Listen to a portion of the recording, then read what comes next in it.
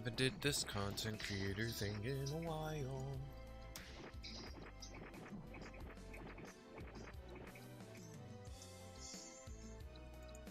That should be showing up on the... Okay, there it goes. There's a slight delay in it, but yeah, it shows.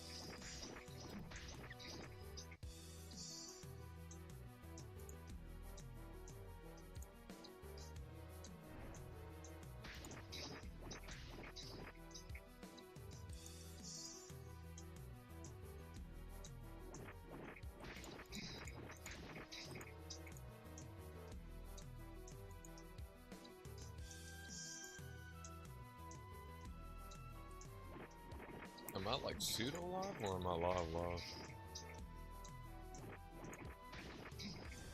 I think I'm live.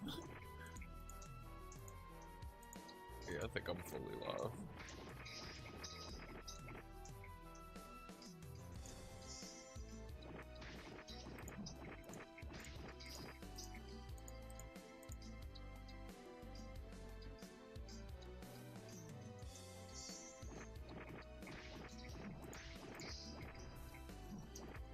Alright, well, sit here and take another bite of my sandwich. Oh.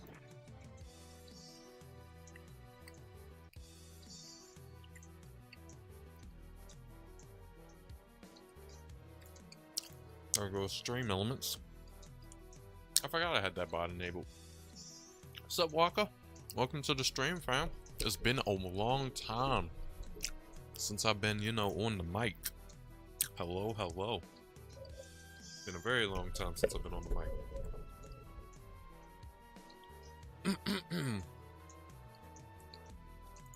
How are you doing today? I hope you're doing well. I need some water real quick. Hold on.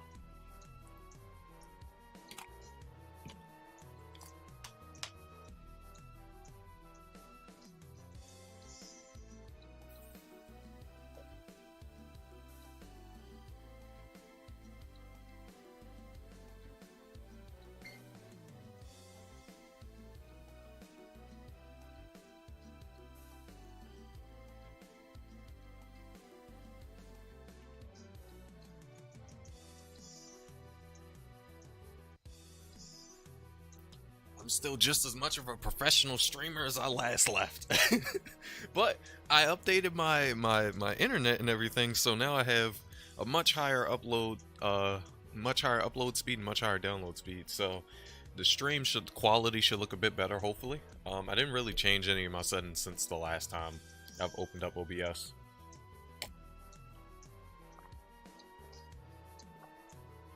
So yeah, so the stream should still look fairly good. Right now I'm saying it's streaming at 20 megabytes upload, which is pretty much damn near my entire upload speed currently. So hopefully we don't run into any sort of delay or connection issues. What's up, Crackhead? What's up, Tula? Or Talfa? I don't know. I'm trying my best here. What's going on, everybody? How y'all doing today? I hope y'all doing well. I miss y'all. I miss streaming. I've been so busy with life and building custom battery packs and working on my board and working for Amazon now. It's you know, it's been a minute. As far as new updates regarding Iruna, ain't shit new. As far as I know. I mean, outside the recent event we just had where Earth Element finally, I'm speaking for Enchanters. Earth Enchanters finally got their own dedicated best in slot auto skill crystal, like neutral and dark. But outside of that, which it only really matters for that one class in specific, yeah, we didn't get anything else really crazy. But yeah, I'm playing on Ilya today. I'm playing on my Wind Enchanter today because she is 304 right now. And I want her to be at least 340, if not 360 today. I don't know if I'm going to be able to make that happen because her build is still incomplete. And I still do not have a Postula, so I'm missing a lot of damage because I don't have my Postula yet, which means that my stats are still just basic maxed. It's not overmaxed at all, so I really need that. Also, I'm still working on trying to finish out my gear. I still need to get enough emeralds to try to do 2-slot attempts for Sink Barrel 2-slot. I need to also try to get this to quality refinement 30, and then still figure out whether I'm going to get a 2-slot Failwind and stick with a 2-slot Failwind, or use 2-slot Geokukuli and stick with 2-slot Geokukuli. And then figure out what I'm going to do as far as specs goes, because if I can't get me a slotted Devil's Necklace, then my other options is getting, like, I don't know, like 2-slotted Gaiety Ring and putting a proc on it and then putting damage on it. You know, stuff like that. But yeah, this is just working on my enchanter day today. Well, working on both my enchanters, because not only am I going to be leveling up this one, I'm going to be leveling up my water enchanter as well. Nita! Nita! Hey Nita! Long time no see.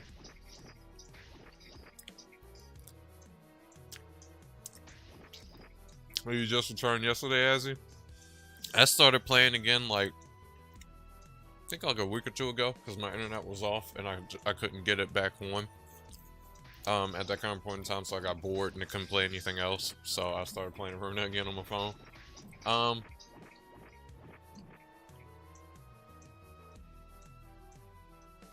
I mean, of course I'm gonna make you hungry, because all I do is stream and eat while streaming. It's not a stream if I don't eat. I think we made this pretty clear millennia ago. It's not a quality taco stream if I'm not eating. I have to be eating something. And then ironically, this is my breakfast. Because I mean, it's fairly early in the morning. Well, yeah, it's fairly early in the morning for me. It's only 11 in the morning. My ass been up since like 7, because I'm so used to getting up at 7 o'clock from work. So my ass woke up at 7. Any other things that I'm missing? Mo, are you saying that there's a we might get a new Axel for Fire Enchanter during Christmas event? I would hope so. I would hope that we are finally going to get our best in slot Axel, so I can replace a few of my crystals on my Flame Enchanter. I just need to move. I just need to enable OBS and then move over here. What am I looking for? Oh, right. I'm looking for... Damn it, not Steam. Fuck off Steam. What am I looking for? Oh, right, Wyra. I was looking for my water enchanter. I'm sorry, boys and girls. I was like, where the fuck is my water enchanter? I'm about to open up my PTA and go inside my PTA. But I need to grab my water enchanter, which I want to show you guys, because I finally decided I'm going to make my water enchanter. Here she is in all of her beauty. She's only 156 because, in case you guys don't remember, this is one of my alts that was originally just going to be drop rate fodder. That's all she was, but I decided I'm finally gonna make my version of water enchanter with Brute Blue.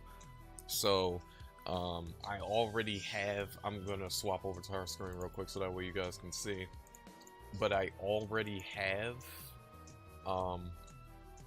some of the gear that I want this particular enchanter to have on her. Apparently I must have put this shit on her ages ago. She already had both a both a slotted, oh wait, shit, hold on, I'm having technical difficulties. Give me un momento, por favor. She's already have obtained already? She already obtained hold on, I'm baffled right now. Why does it look weird? Let's crop.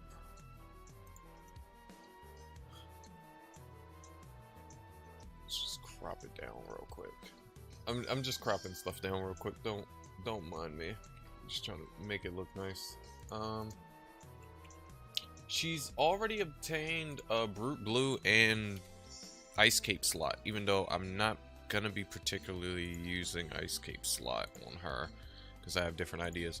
But if we take a look at her current gear, I have 2 Brute Blues on her. I have my 187 base attack one and then my 188 base attack one. The 187 one was the one I had put on her with a Leviathan. I actually need to take that Leviathan out and then put it on the 188 Brute Blue. Both of them are +9. I already have my Deceiver on her for her MP cost set. Already have an Ice Cape slot on her. I might just leave that on just for right now until I can get the addition that I really want. And then she has a Javelin Bangle because, you know, early game Enchanter. But I'm going to be trying to level her up to at least 260 to get her freshen out the gate to be able to start leveling herself, just like how I did with Ilya.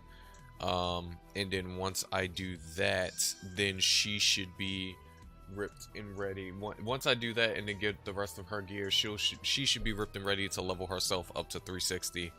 So that way she can gain access to Attribute Boost and Elemental Rise.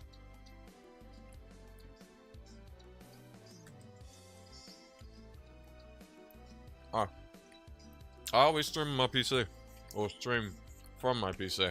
I always play Iruna on my PC because I hate playing it on my phone.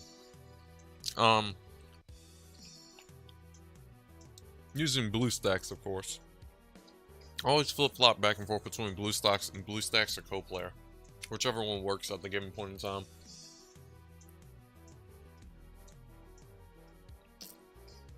Can you play the same account with 2 different characters? No, you can't. You have to have a different email. You can't be logged in into... That's why it's dumb to blow money on multiple character slots anyway. Because why blow money on multiple character slots in the game when you can just fucking what's his face? When you can just make a new email. And dedicate that email to just that character. And you get an infinite amount of character slots that you don't have to pay for. You know, every time you need a new character, you can just make a new email. Like, I only ever wasted money one time on a character slot, and that was before I realized how much of a mistake I made by doing that. But I only did it one time, and that was with my main email that has my ninja and my samurai on it. I had bought a second character slot for my samurai, and that was about it. And that was the only time I did it. After that, I realized how fucking stupid it was, and then I decided from now on, you know, every time I wanted a new character, I just make a new email for said character.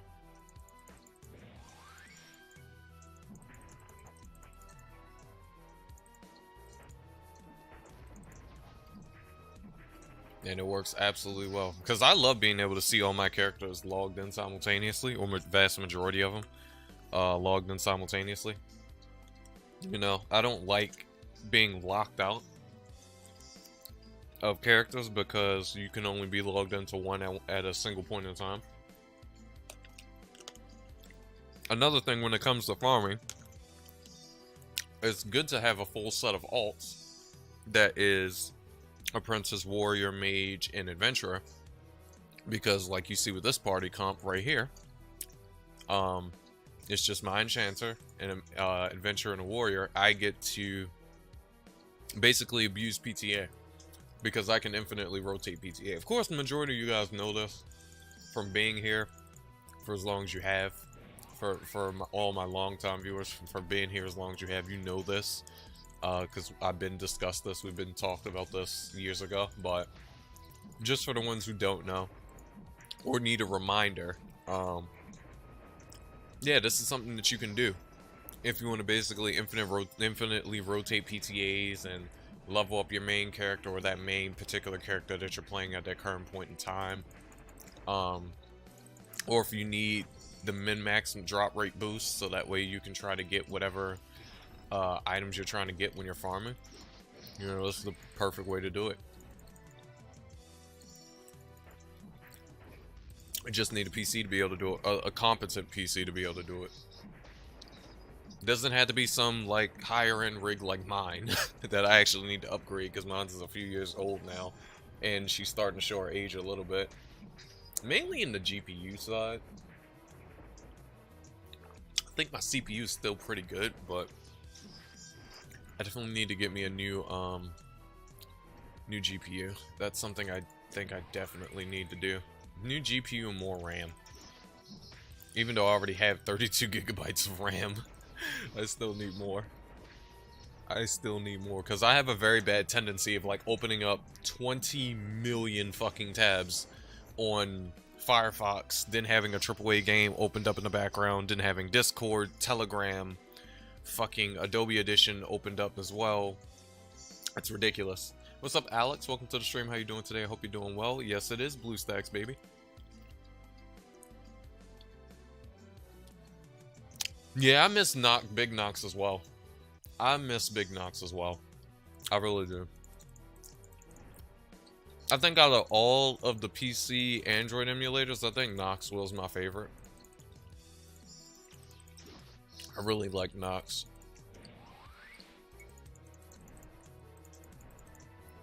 I like BlueStacks a lot at first too, but then it got wishy-washy with the whole fucking advertisement shit that they did.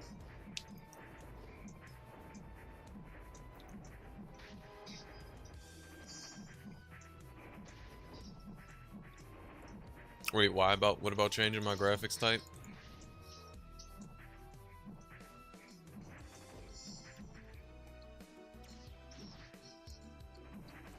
Oh no, it's just gonna be like this with this darker version of Iruna. BlueStacks, unless they fixed it, BlueStacks always did this with Iruna. It's been doing this for years. Like, I think I am in OpenGL mode actually, because DirectX doesn't work. Only OpenGL works, if I'm not mistaken, if I remember correctly. And at least on BlueStacks, it's always dark like this. On Nox, it's not dark like this. It looks like how it would on the phone. And on Nox, it's not dark like this. And on CoPlayer, it's not dark like this. But on BlueStacks, it's always been dark like this for years. But it's not that bad. I mean, honestly, I've gotten used to it. I think the majority of you have gotten used to it as well. Like when we're in like darker areas, you know, we have this like darker atmosphere. I wasn't paying attention, which is why my dumbass died. That plus I didn't fucking I didn't refresh my limit break special status. It would really be fucking beautiful if one day they could actually give me a longer duration than fucking 10 seconds for my dumbass special status buff, man. I mean, I know it's not 10 seconds, but being as though Enchanters as a class, we spend more fucking time buffing than we actually do attempting to do damage. It makes no fucking sense that, unlike a Samurai, where they can activate Shimpu Jinrai and then have fucking Shimpu Jinrai activated for like damn near 10 fucking minutes, we only get like 30 seconds grand total of special status, and that's if you use 2 special statuses within 1 limit break. Honestly, limit break should last for a little while, and limit break should last for a little while. I don't know why I swapped off of my Sync Barrel, which that's my best one weapon. I don't know why I swapped back to Hermit Rod. Hermit Rod isn't bad, it's just Sync Barrel just performs better. Since it's my best in slot 1 weapon. But yeah, it's so annoying. That's why I can't stand when I still see complaints about people bitching about Enchanters damage. Like, oh, she can't do as much damage as she used to. Oh, look at the fact that High Wizards can one-shot episode 6 bosses now. But Enchanters, we got damage nerf. It's like, bro, there's so much more wrong with this class than damage. And her damage isn't... Yeah, her damage got nerfed a little bit. I'm not gonna sit here and fucking pull wool over your eyes and act like that she didn't lose some damage. She did lose a little bit of damage, but honestly not that much. And especially if they actually rework the class properly, you won't really notice a difference. And the reason why I say that is because of the changes with enchant weapon, enchant weapon and attribute boost. Like if you play one of the 4 quad elements and you just realize just how much damage your permanent fucking permanent elemental enchant weapon procs does, and then plus the extra damage that comes from the procs on your auto skill crystals, like we didn't really lose damage. And the whole thing about Enchanter anyway is you need a fuck ton of baseline magic attack as well as other stats to even actually do damage with the class. And you need 2 slots to do damage with this class no matter what element you are. And the same people I see complaining and trying to say that, oh, dark is still the strongest, these are the same motherfuckers who still got 2 slots on their dark set just to actually deal damage. Because I've seen a full 1 slot dark set damage, and it's roughly about the same as any other fucking elemental type, you know? Like, and it's not shit special. So it just baffles me how I still hear those stupid ass fucking complaints. Because it's like I said before, I'm worried about way more in regards to Enchanter outside of her damage. I want her survivability to be better. I want her buff duration to be better. I want her entire gameplay to change around. I want certain skills of hers to be fucking reworked and be changed. Like, I'm not really giving a fuck about damage because I know to get to a certain damage, I need to have a certain amount of magic attack as well as other stats anyway to get to a certain damage point. That'll work for the class and that'll work for me. So I'm not concerned about her damage. I'm concerned about literally the entirety of the class itself. And that's what everyone else should be fucking worried about. Not her fucking damage. Not her damage. Because Enchanter has so much more problems with her than damage. Like previously, before her nerf, all she had was damage. That was about it. That was all she had. She had no survivability. She never really did. We try to survive off this dog shit stone skin in evasion. Evasion is RNG based, and then our stone skin is absolutely shit. And it doesn't matter whether you have level 1, 2, or 3, they all perform the same fucking way, so it's useless even upgrading it. So this skill in and of itself is a big, and this is one of our big survivability factors right here outside of fucking evasion, and it's shit. It's shit. It takes like 1 or 2 hits and your stone skin is gone. Especially when you start fighting fucking higher level bosses and mobs. Like, 1 or 2 hits, your stone skin is absolutely fucking destroyed. Absolutely destroyed.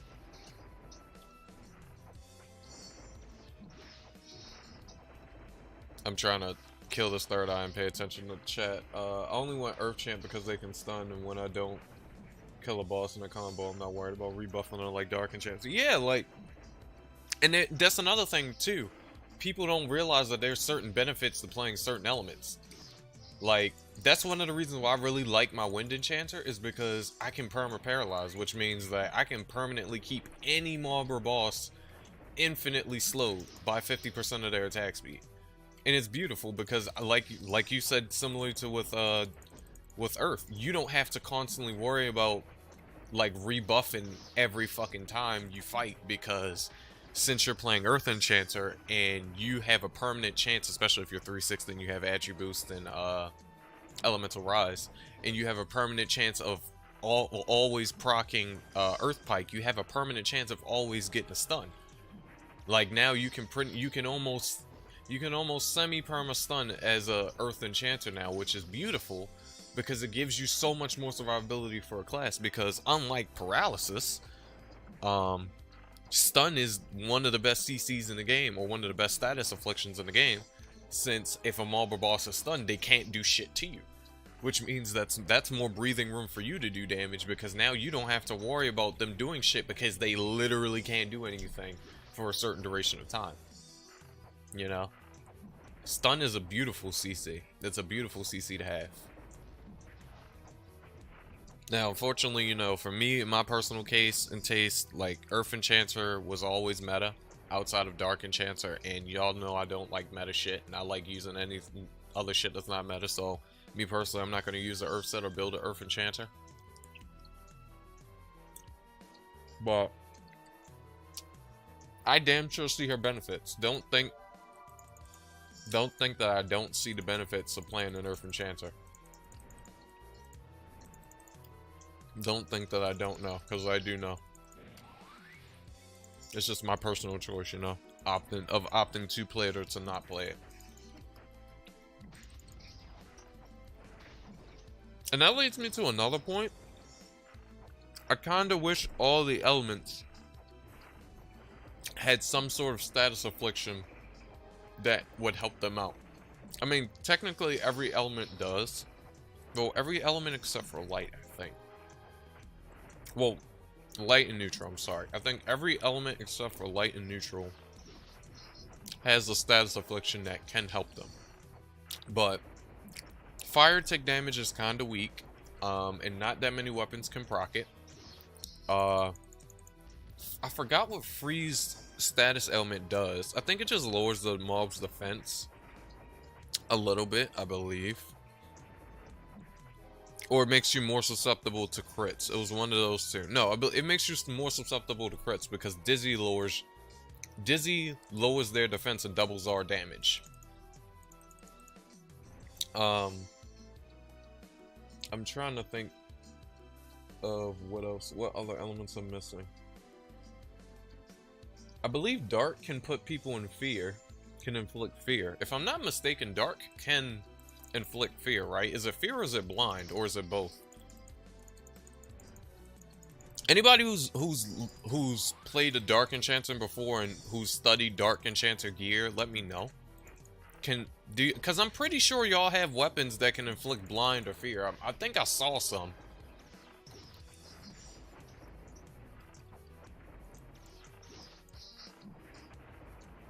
Yep, I like Earth, and I wanted to make a Light Enchanter for fun. Was told they blind. Wait, Light Enchanter blind?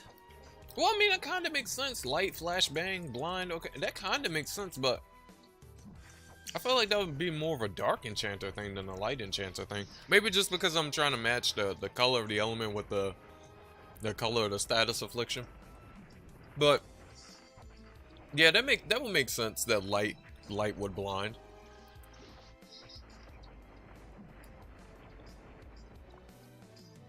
That would make sense if light blinds the target. A little bit more sense of light blinds a target and dark puts targets in fear.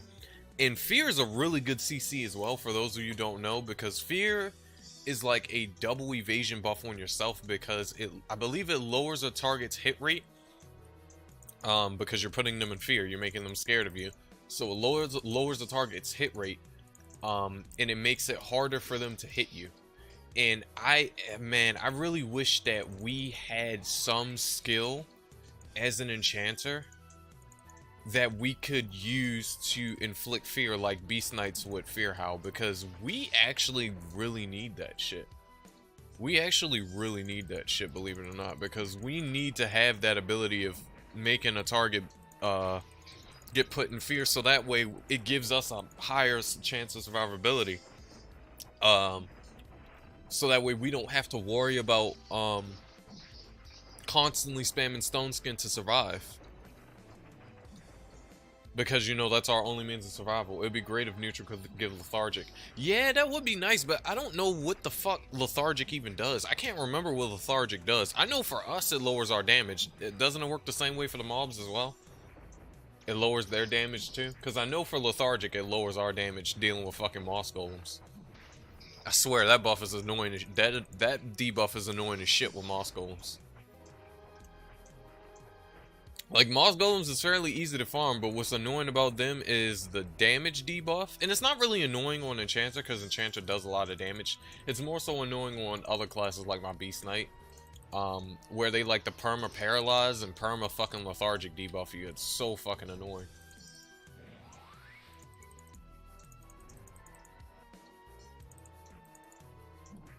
But I know for sure lethargic, at least when it's applied to a player, it lowers our damage, but I don't know if it does the same thing to a mob or boss. That's another thing I believe it does, because that's the thing I'm starting to realize with Iruna. A lot of the CC effects that we receive from certain status effects works the same way it does on us as it does to mobs or bosses. Like freeze proc, for instance. Freeze proc, it doesn't slow you. It increases your chance of getting critically hit, and it works the same way for mobs. Just like how bleed, you know, ticks away your health. I don't think bleed can kill a player like it can a mob, but fire can kill a player. Fire and poison can kill a player just like it can a mob.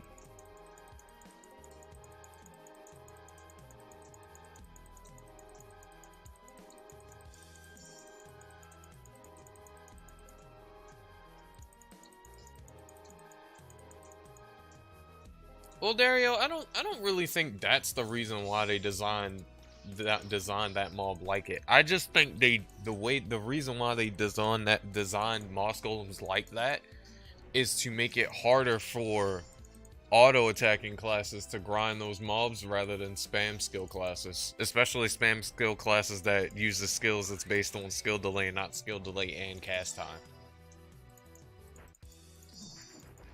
So I don't think it was a direct target against a specific class, because it affects anybody who's an auto attacking class.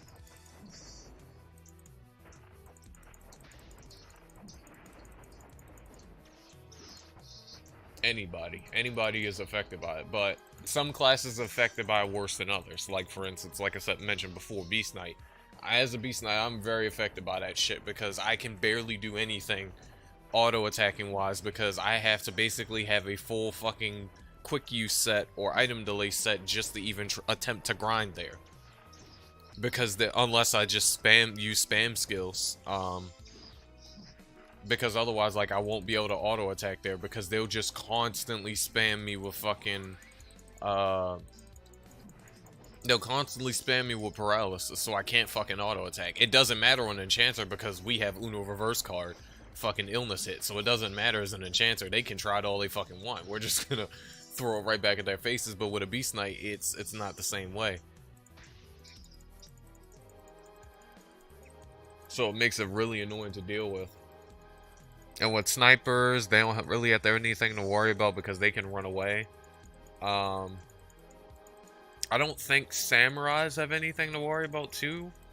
Maybe, well, no, samurais probably have to worry about it a fair bit, and probably gladiators as well, being perma-paralyzed, because they don't have anything to clear the paralysis themselves either.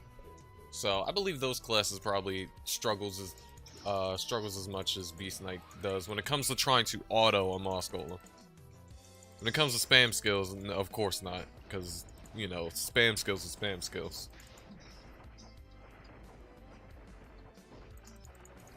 Yeah, paralysis is a very annoying fucking status element in this game.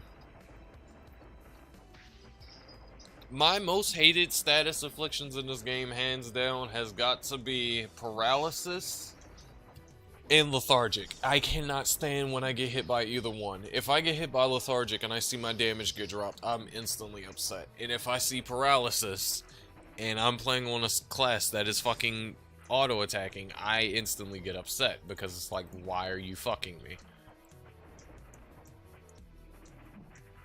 Don't hit me with fucking shell break. I know it's coming, you bastard. You need to die soon before you fucking shell break me. You hate burn? Why? There's not a whole lot of things in the game that can burn you, and the ones that does, their burn isn't so bad that it kills you. At least from what I remember. I think, like, the only boss that had, like, the most annoying burn was fucking Steer. Like, his burn was bad. I remember that shit from trying to fight his ass on the High Wizard. Like, his burn was bad. It hits hard on a tank.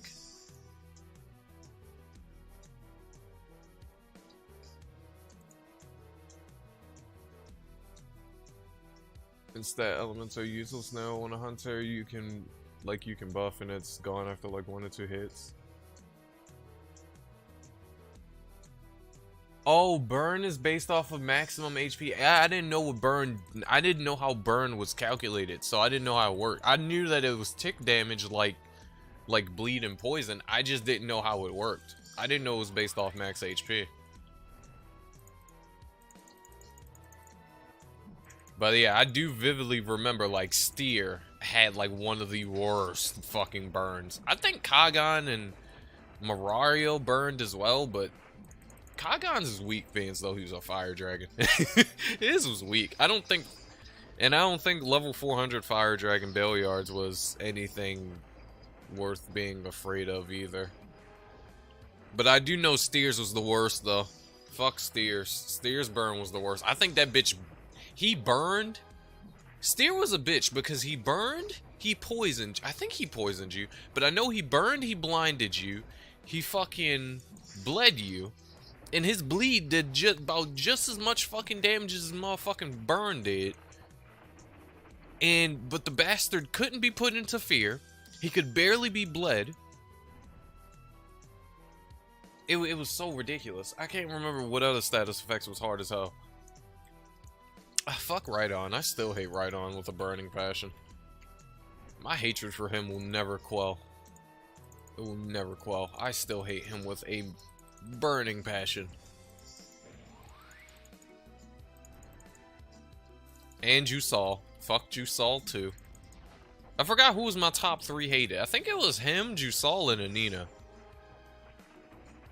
I think those are my 3 most hated. I know the first 2 was my most hated, but I can't remember if Anina was on that list. I think Anina's bitch ass was on that list too, just because she liked to clear all your buffs at half health. The fucking slut. Which is ironic because she is a slut. It is ironic because she is a slut. I still have PTSD from trying to kill the Jarte with my pally. Oh goodness. I can't remember if the Jarte was bad at all. It's been so long since I fought him or even seen that man. I can't remember if he was bad or not. Or if he did anything really annoying. Oh, right now you're programming? Oh, congrats. Hopefully maybe you can fix the dog shit game for us. I'm the ideas, man. If you could program the shit in, that'd be fucking lovely.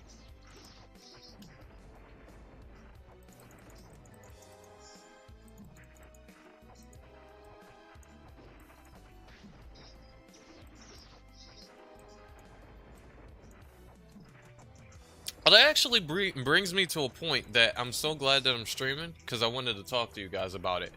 So, y'all know how in Iruna we do not have a end game at all, right? You know, literally, like our only reason for continuously playing this game is literally just to try different classes, and that's about it. That's the only thing that drives you to play Iruna. Nothing else. There's no sort of end game content to keep you in. There's no end goal. There's no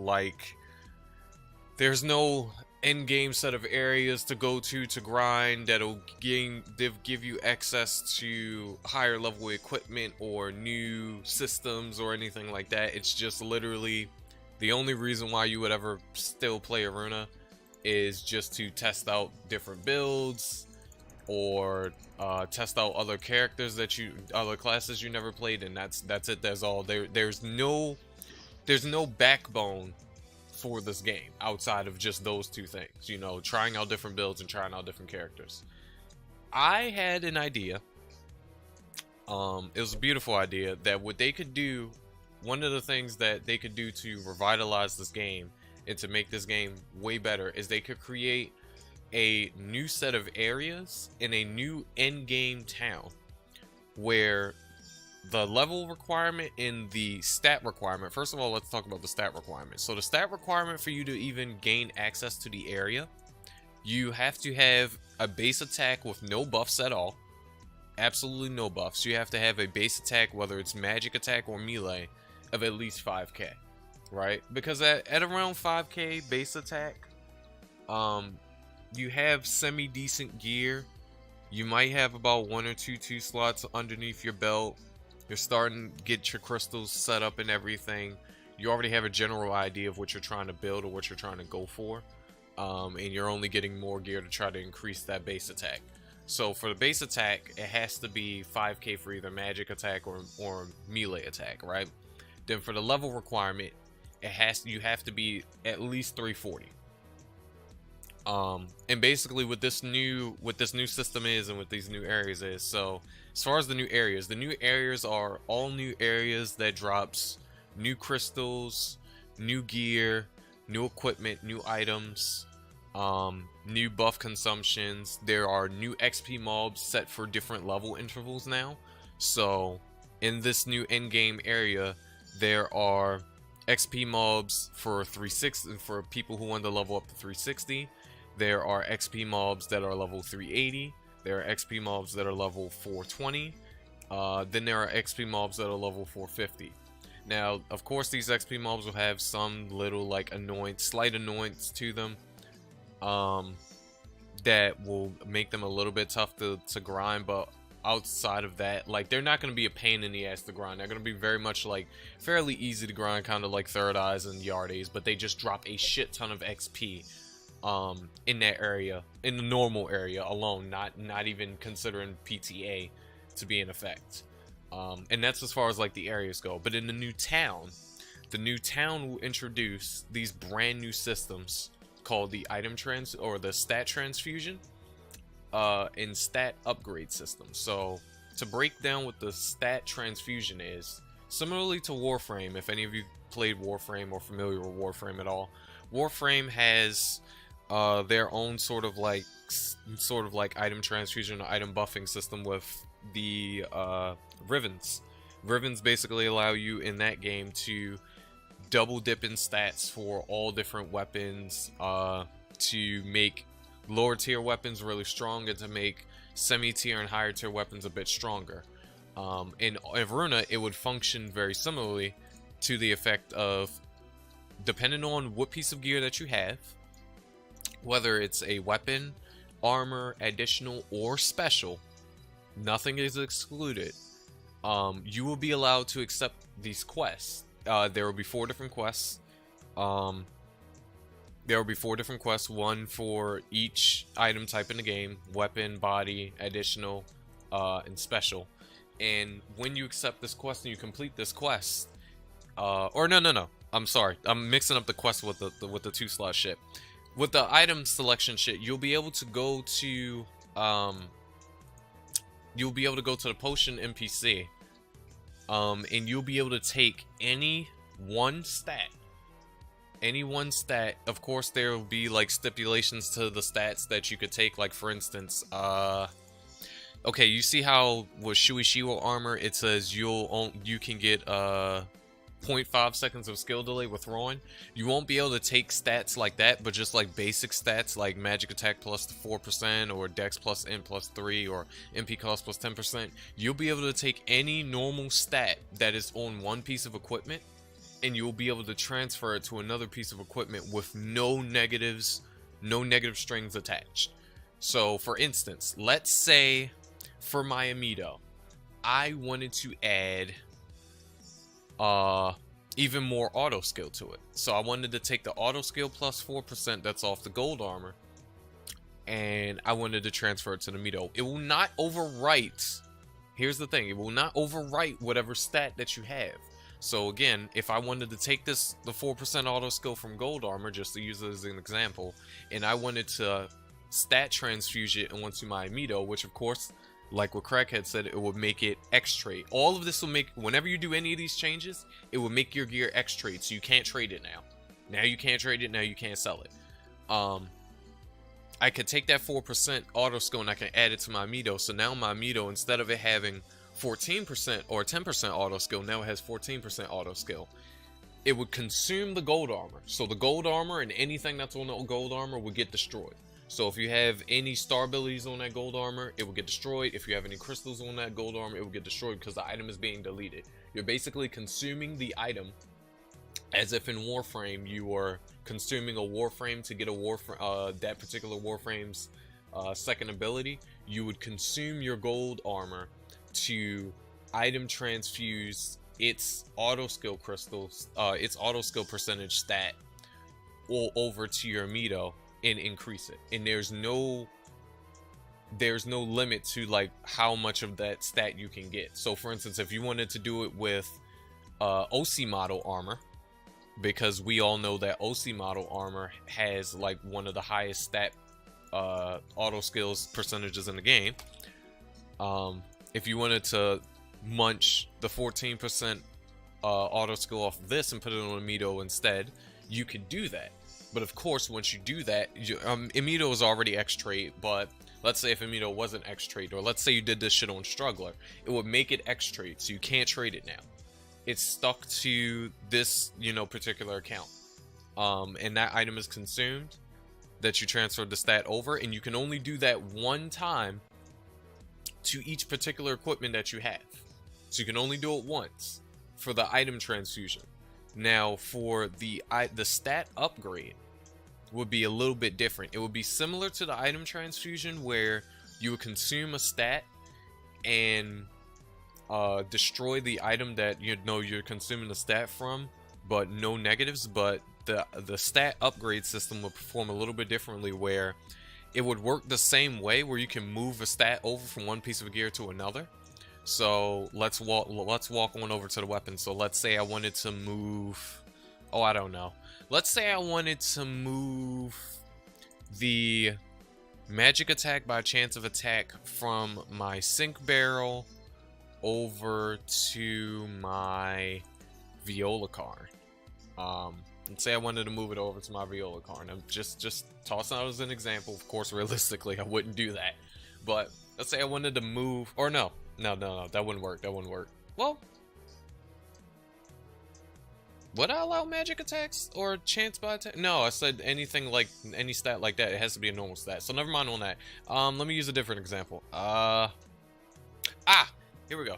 So let's say I wanted to take the magic pierce plus 17% off of Hermit Rod, and let's say I wanted to put it on Leafy Sakura Staff. But Leafy Sakura Staff, I had already took the all magic plus 8% off of Den Drum, and I already stat transfused that into Leafy Sakura Staff, making Leafy Sakura Staff X trade, and instead of giving it 30% win magic, now it has 38% win magic. But now I want to take the magic pierce off of Hermit Rod, and I wanted to add it to Leafy Sakura Staff.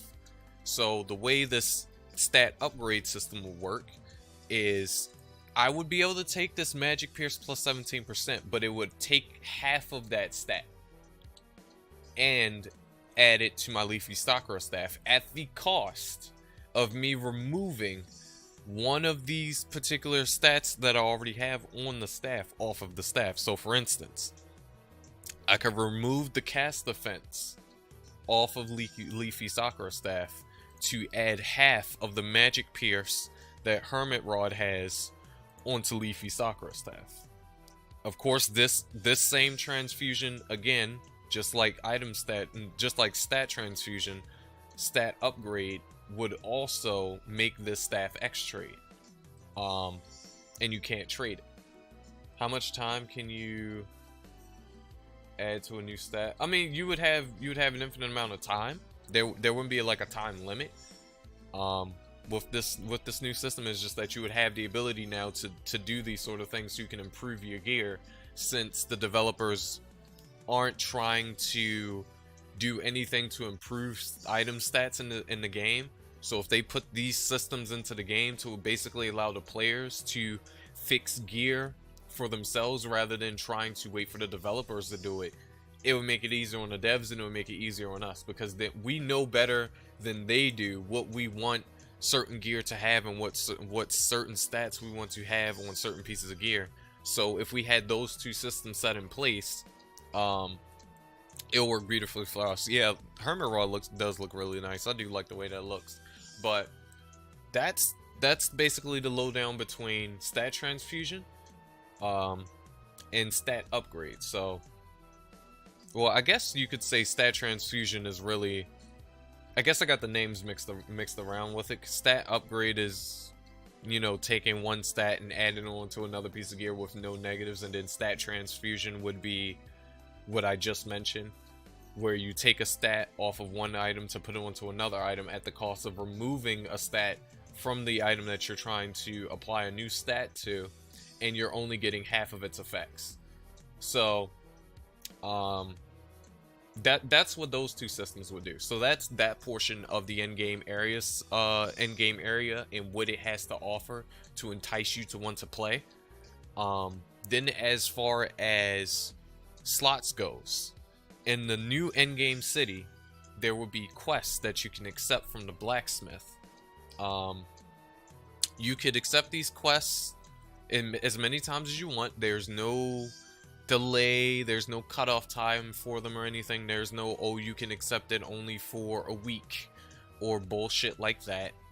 You can accept these quests at any given point in time for any of the weapon type, or for any gear type, weapon, body, additional, or special. And basically it's a kill/farm quest where you have to farm and kill a few mobs in a new area, as well as maybe have to farm a few items or maybe kill something from the older areas that was already in the game. You bring these items and kill the mobs and then complete the quest and go back to your blacksmith. Once you go back to your blacksmith and you complete the quest, then for, let's say you did the quest to get a 2-slot for weapon.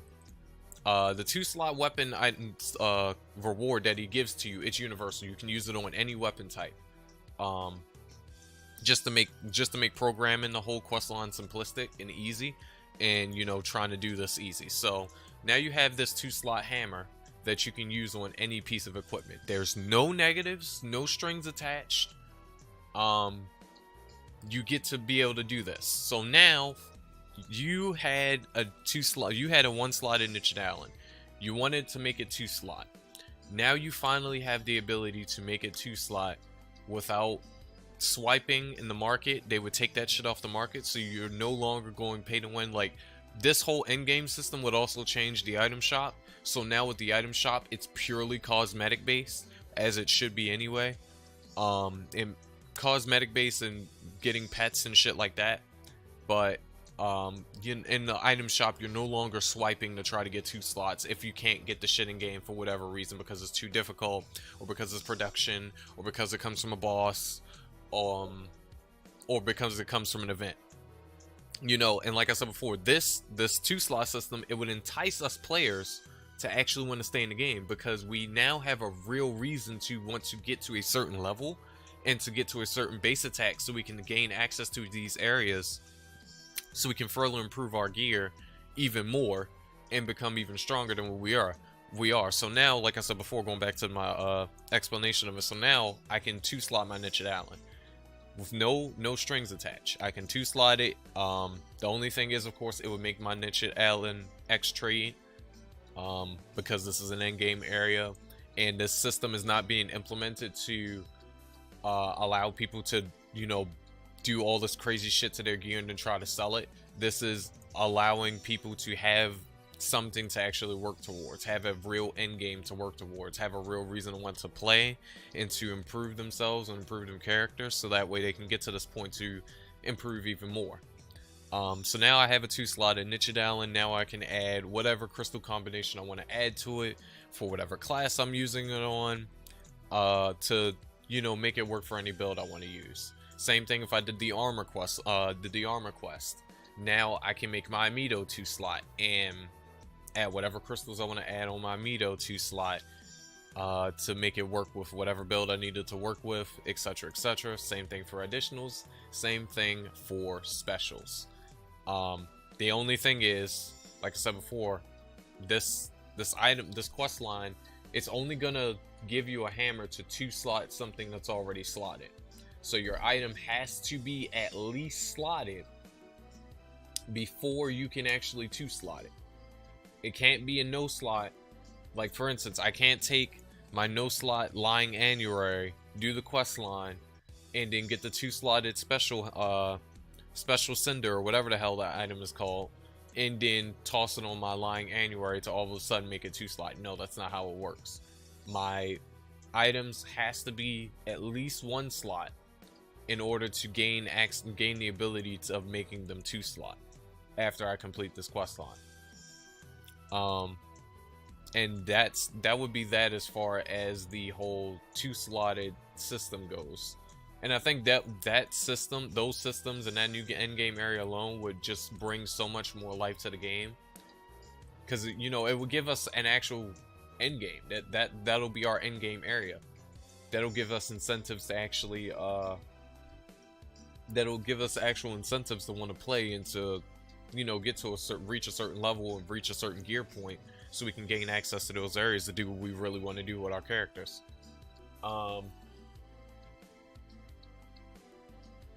Oh, you wish they would show the skill level of auto skills on equipment? Yeah, that would be nice. Showing the skill levels of equipment and the whatever the hell it is. Yeah, that'd be actually nice. That would be nice. That'd be really nice. Another thing they can do, like I said before, with the end game areas, you know, adding new bosses that gives us new items and new crystals. So now, all right, for a prime example, in the new end game area, there are now new end game bosses that drops crystals for enchanters, where there are now best in slot crystals for every element now, not just currently how it is right now, where it's a best in slot for dark, neutral, and earth. Now there's a best in slot for every element. So there's one for fire, there's one for water, there's one for wind, and there's one for light. And they do some of the same thing. They give you 10% elemental. They give you the strongest elemental magic attack, or one of the strongest, because some different elements has different type of elemental attacks. And then they give you another stat to help boost your damage or something like that. And that can come from the new area. Another thing that they can add to the new area, they can add new melee auto skill crystals for melee auto classes like snipers, monks, gladiators, samurais, etc. And they can add shell break auto skill crystals for monks. Would be absolutely perfect for that class, being as though, you know, monk's whole thing is shell break. They can add shell break autos. They can add a new stat. They can add a new revision to bleed proc damage for Beast Knight and add new auto skills for him to help his auto build, where now bleed takes a certain percentage of health when you proc it. So every time you proc it, it takes like 3 to 5% of the target, whatever the target's maximum HP is, every time it procs. As well as, you know, the normal bleed effect of when a target is being bled, they take a certain amount of tick damage, blah blah blah. That would be perfect for Beast Knight, since Beast Knight's whole thing is bleeding a target and inflicting bleed on a target and getting damage boosts and everything based off if a target is being bled or not.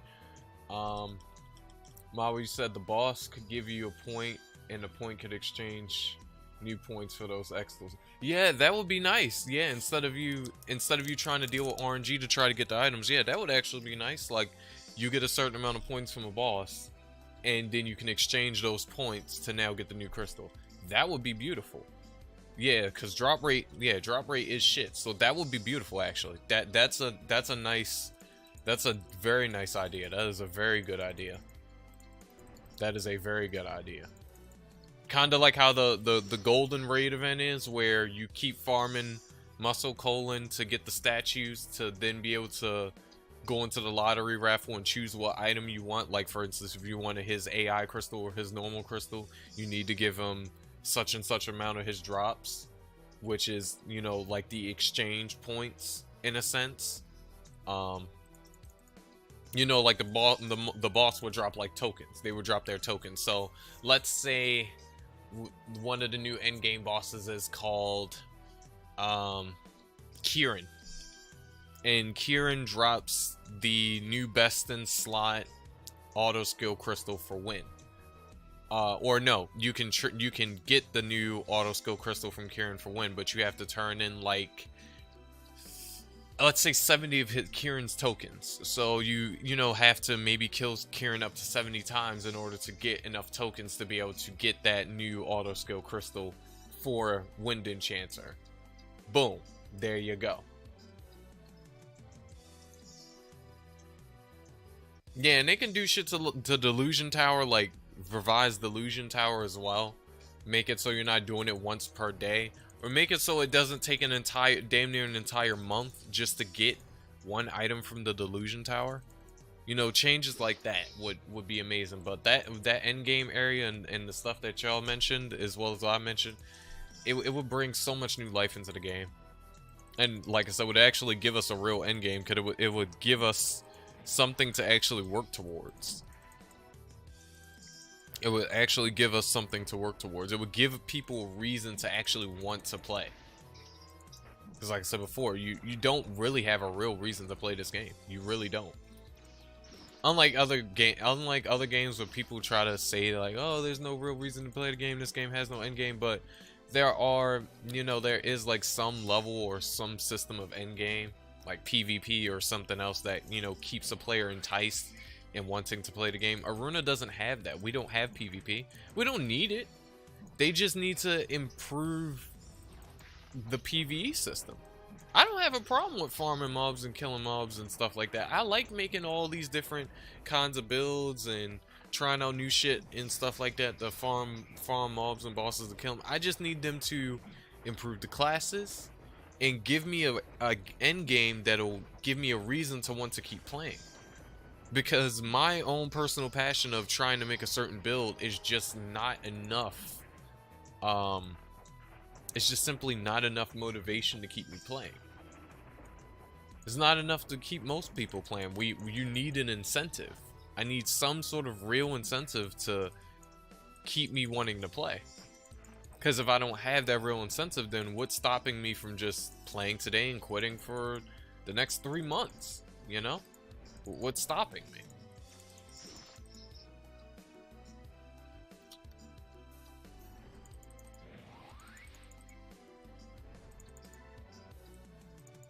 I know I've been ranting and rambling instead of fucking farming. I would have probably been like 306 by now if it wasn't fucking ranting and rambling. But I wanted to talk to you guys about it because I felt like it was a good idea. It was a good thing to bring up, and it was a good idea to mention to you guys.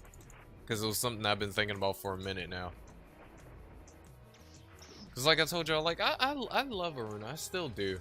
Like, and I really wanted this game to be way more than what it is. And I really wish that we could get these sort of things implemented into the game and pushed into the game to really make it a much better game. As well as doing other you know, quality of life shit, like actually making a central market for the game and not allowing it to be a player on player trading based system. You know, make it a central market, put a central market into the game like other MMORPGs have, like BDO, etc, etc. I think Toram actually has a central market. Like, you actually go to a marketplace board and register your items on the marketplace board to get sold, rather than trying to, you know, fucking yell inside of a stupid ass chat and hope to God that someone tries to buy your item at whatever fucking price you're trying to sell it for. You know, that stupid shit, that dumbass player to player trading shit that can so easily be abused and just shouldn't be really fucking used at all, because of how easily it can be abused. And another thing, even if you farm for the items that motherfuckers want, you still might not even be able to sell it. Or you might farm for the best of the best shit to try to make so much money from it, but most people can't fucking, majority of people can't fucking afford it. It's basically fucking worthless to you. Even though it's worth so much, you know? It makes no sense. They removed player trade in Avabel. Yeah, it was like, we don't need player-based trading. That hurts the game. Yeah, that's what I'm saying. Like, it hurts games more than it helps them. That's what I love about BDO with the marketplace in BDO. You don't have to worry about somebody trying to charge 700 billion silver for a fucking boss item because there's a central market in the game where that item already has a set maximum price and an absolute minimum price. And of course, in between the maximum and minimum, you can register that, you know, whatever in between to sell it to a person. And if a person clicks on that item and buys it, then they do that and it's done and dusted. There is no people yelling inside of a fucking in-game chat, trying to sell an item, blah, blah, blah. No dumb shit like that. If any new gear comes into the game, it gets added onto the marketplace system. You know, the new maximum high and maximum low gets set for that item, and people sell it until its price starts to drop or lower to become normalized depending on how often people farm it, and that's it, that's all. Because player-based trading just doesn't help games, it hurts them. It hurts them. Hurts them so bad. Because like you said before, people abuse it. People absolutely abuse it. And in Iruna, they've always abused it for years. And then, like I also mentioned, even if you are one of those ones who tries to farm the absolute best items in the game and then try to sell it thinking you're going to make a whole bunch of spina, there'd still be nobody to fucking sell it to because you'd be charging so fucking much. No one would be able to afford it. At least if I try to get one of the most expensive items in BDO and attempt to sell it, someone's going to buy it. Because guess what? There's no player-based trading. It's a central market added into the game. So there's a set maximum price and set minimum price that the item can be set to be sold for. So there's no way I can try to abuse anybody by trying to charge as much as I like. I can only charge what I want based off of the available prices that the game is given to me. And I'd rather deal with that than, you know, player-to-player trading. I'd much rather deal with that than player-to-player trading.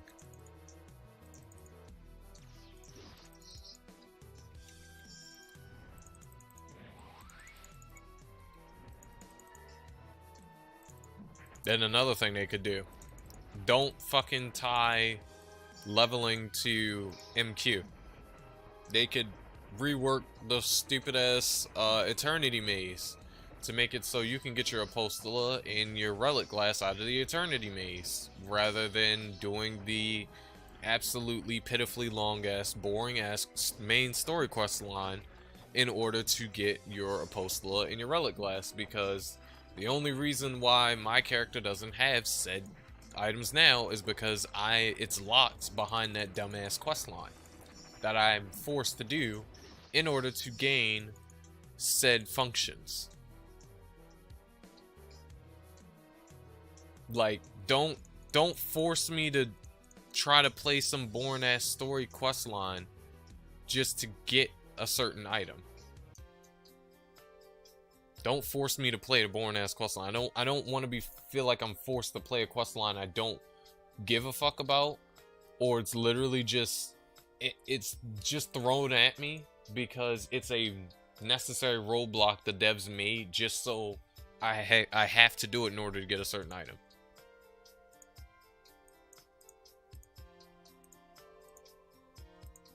Because that's exactly what they made main questline. You have no real reason to do a main quest line outside of the amount of XP it gives at higher quests, and then the fucking Apostola and Relic Glass. But once you get that, especially once you get Relic Glass, you pretty much don't even need to do main quests. That's the funny thing. Like, once you get Relic Glass, you have there's no real benefit of doing main quests after that. Literally, the only reason of doing those is, like I said before, just for those two game functions. Once you unlock those functions, there's no point of it. There's no point. You don't have to do main quests anymore. What's up, HDX? Welcome to the stream, fam. How you doing today? I hope you're doing well. Welcome, welcome. Yeah, it'd be nice if they would also make MQ a bit more fun, but for me, I just wish they would not make it so you're forced to do main quests in order to gain access to those two functions, because it's not fun. It's not fun having to deal with that, because main quest takes so fucking long to do. I'm opening up a new PTA for my enchanter to go to, so if you're wondering why this enchanter was just standing there, that's because I was on wire opening up another PTA. I was walking her over. Yeah, because the main quest is just so fucking boring to do, because they're forcing me to do it just to gain a certain system, and it's bullshit in my opinion.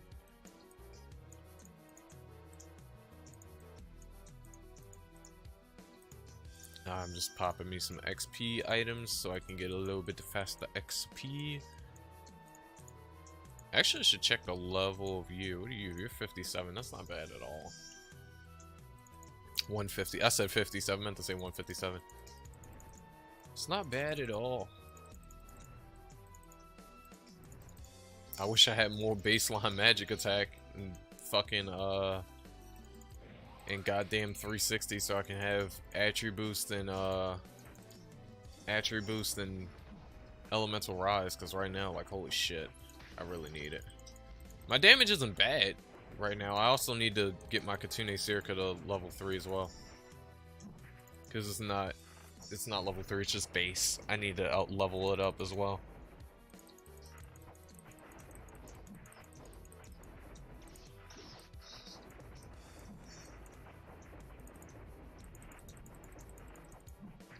Also, I really wish they would fix that delay when you're fucking swapping phrases. I hate that there's that annoying ass delay when you're swapping phrases. Like, you see how if I swap to the buff set and then I'm spamming the hell out of wind, it doesn't immediately swap me back? You see how there's an annoying ass delay there? I really wish they would fix that fucking delay, because I hate it. There should not be a delay. If I tap a fucking set to swap in between, the swap should be instantaneous. The swap should be instantaneous. It should not fucking be any sort of delay as to when I'm swapping. Like, the only time that you don't really get a delay is if, like, you do a skill as you're swapping to another set. Like, me using fucking Origin as I'm swapping to that set, or me popping this as I'm swapping to buff set. That's the only time there's no, like, disturbed swap. They can make it so that when you reach a certain amount of stat points, distributed or undistributed, you can go to an NPC to unlock a postal or relic. That would be nice as well. What's up, Sengeki? Sengeki, welcome to the stream, fam. How you doing today? I hope you're doing well. Welcome, welcome. That would be a nice addition as well. That could be another good thing that they can do. Yeah, like for instance, if you get how would that work? Like, maybe, let's say if you get, not 4 stats max, because some classes realistically only need, like, 3 stats to be maxed. So, let's say you only need 3 stats to be maxed out in order to unlock a Apostolo. Because, like, right now, I'm 304, and at 304, you're gonna have at least 3 stats maxed, and then 154 stat points, added to either free or added on to another stat. So yeah, like you said, it'd be nice if you reach a certain amount of stat points, then you'll gain access to, you know, a postal and relic glass instead of, you know, locking me in. That would be better off than, like, yeah, actually they could do that too. They could do that instead. They could make it so the only real reason you would do main quests is for XP. Outside of that, you wouldn't really do it. Then they can make the Eternity Maze the same way. You could do the Eternity Maze for XP. The deeper you go in the Eternity Maze, and, you know, the lower you go in the Eternity Maze, the more XP that you get every time you kill a boss. Every time you kill a boss and basically clear that floor, you gain a certain jumbo amount of XP. And they take out all those stupid ass mini games out of the fucking maze system. Take that dumb shit out, because that shit's annoying and just pointless. It's just there to waste your time. Take that shit out, implement the XP system in there, so that way you would have more of an incentive to go down into the maze.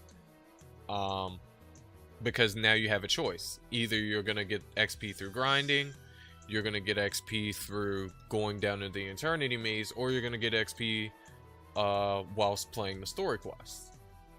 And then if you want to get your Apostla, all you have to do is make sure you're a certain level and have at least 3 stats maxed out, and then you'll gain access to Apostla in Relic class. Boom. Perfect. Easy. Simplistic. And you're not forcing players to play your shitty story in order to unlock these functions. And players also have multiple options in terms of how they can get XP and how they can level up in order to, you know, gain access to X amount into X systems. That'd be perfect. It's just little small ideas like this that would just make a world of a difference to this game. And it doesn't take much brain power to think about shit like this. Like, it really doesn't.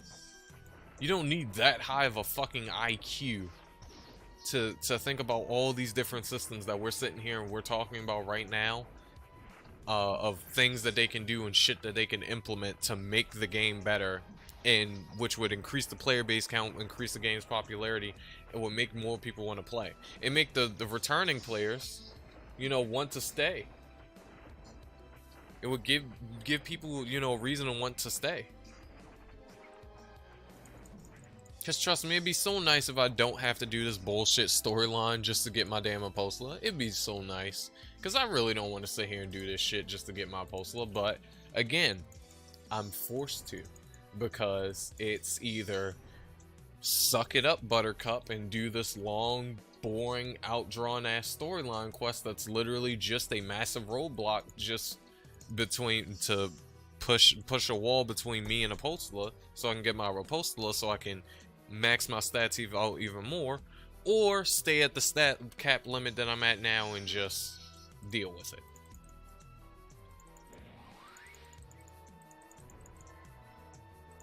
I mean, the one good thing I can say is at least they didn't make it so you couldn't even get certain skills unless you did the quest line, because that would be, oh my god, that would be horrible. Like, imagine if they made it so you couldn't get level 340 skills or whatever unless you did the fucking quest line. Oh man, that'd be fucking pain. That'd be absolutely fucking pain.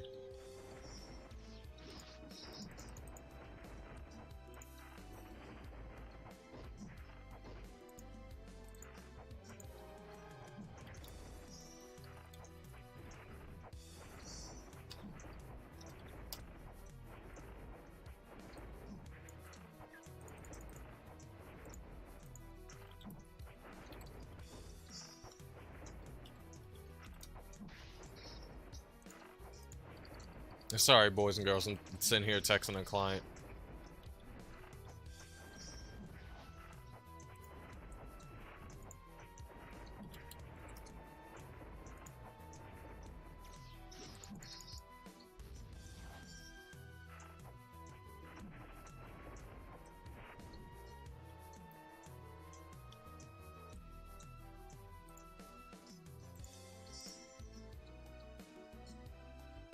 And is the stream doing okay as far as like stream quality goes? I hope it is. I hope it's not choppy or anything. I'm looking back at it a little bit, it looks to be fine.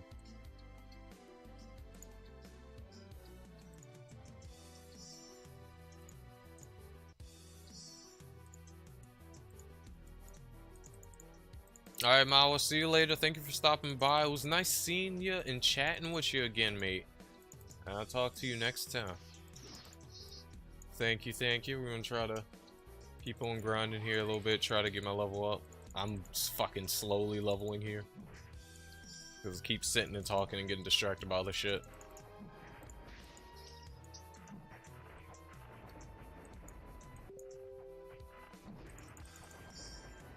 I might fucking, oof. I thought I was gonna fuck up my magic overheat and clear all my buffs.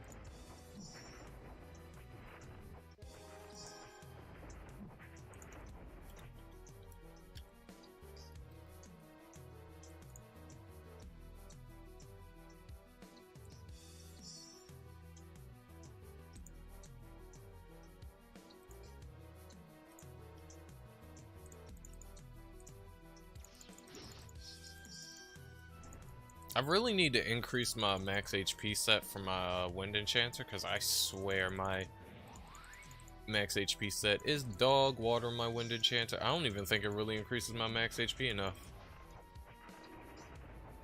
Hey Ken, I saw your Discord message. I was just like, I had other shit I had planned today, so that's why I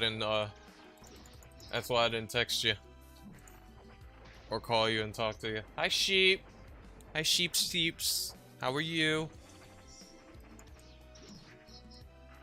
Alright, now my Wind Enchanter's 304. Hi Phantom, good morning. Good morning, sunshine. It's about to be 12:30, you know, going in the afternoon for me, but good morning, sunshine. I hope you had a good sleep.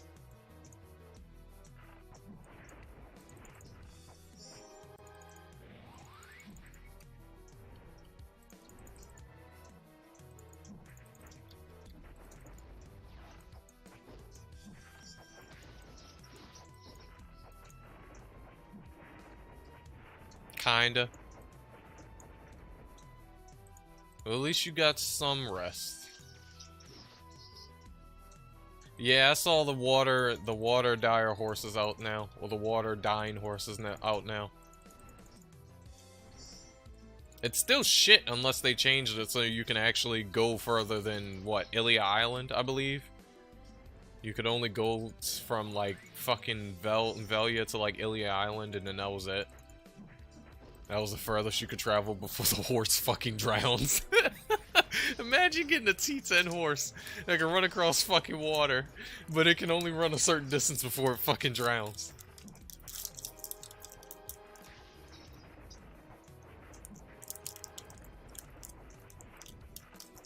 Been thinking about how I fucked up my chances over the years with this girl I had a crush on for the last 20 years, but it is what it is. Yeah, mate, I can relate on that note. I can relate to that one. I think everyone can.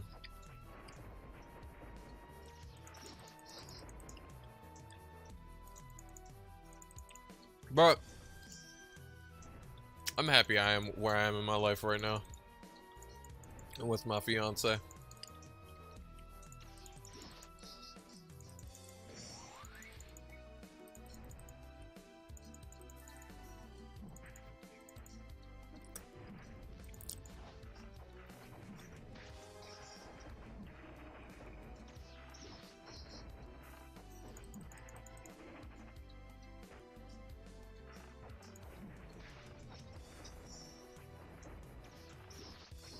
Oh, I'm mashing the wrong fucking key. I was mashing my Alt key trying to reach my Z key because I'm sitting here fucking nibbling on snacks. Oh no, fuck, AoE attacks. No. Ah, shit, I need to kill him. I need to kill him, otherwise he's gonna fucking... Otherwise he's gonna kill my fucking Wind Enchanter, or my Water Enchanter with AoEs.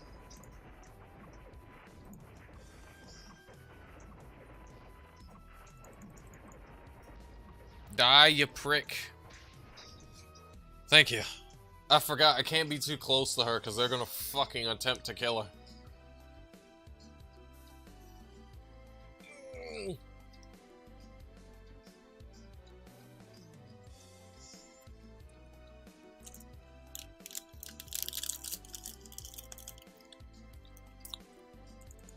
I wonder, how is my wind gear looking right now?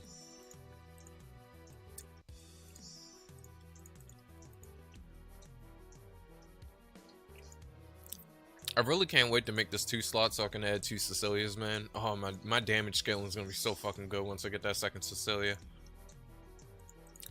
I got the Petaros on you. I still don't know what would be stronger. 2 slot Failwind with 2 Moogies, or 2 slot Geo with 2 Moogies. And then I have my Wind Devil's Nick, which I'm contemplating switching that out for maybe a 2-slotted Gatering, since this is no slot.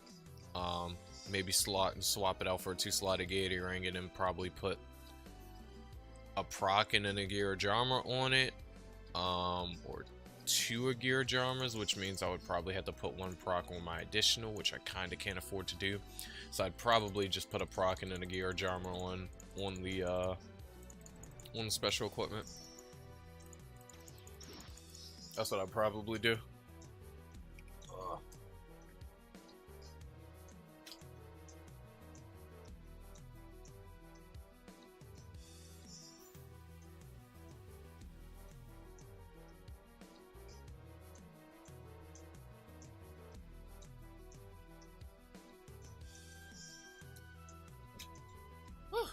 Because it makes much more sense to do that than to waste a damage for my additional for fucking procs.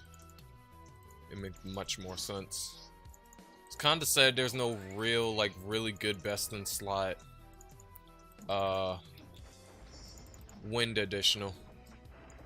I mean, I guess technically you could say that would fall in Sage Hat would fall into said category, being as though it's a bit universal, but I hate Sage Hat. I don't want to rely on it, and I don't like Sage Hat, the fucking amount of shit you have to go through to get it anyway.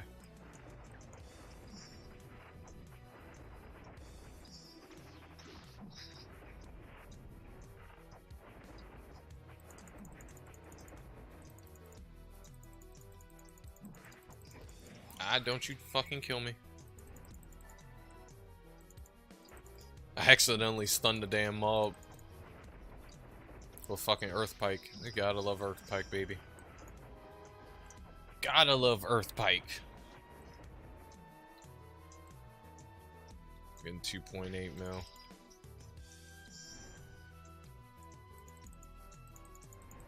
I saw Suck Sage's quote-unquote buff. All his buff really was, as far as I saw, the only thing they fucking did was they made his unprotected float and instacast. And that was about it, which I wouldn't really call that a fucking buff. Unless they were gonna improve his attack speed as well alongside of that, I wouldn't really call that a buff. More of just a quality of life change, if anything.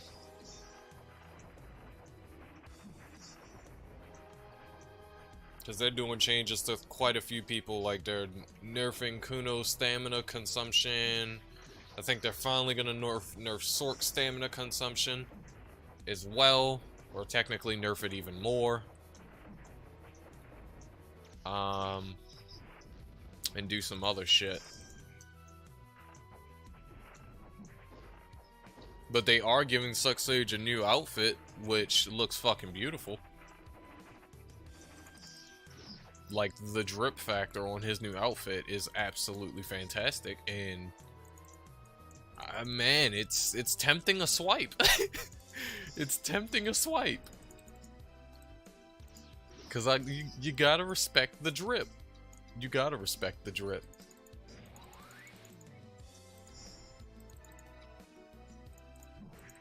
See, that's another thing I hate about Iruna that I love about BDO, and I find it so funny with Iruna.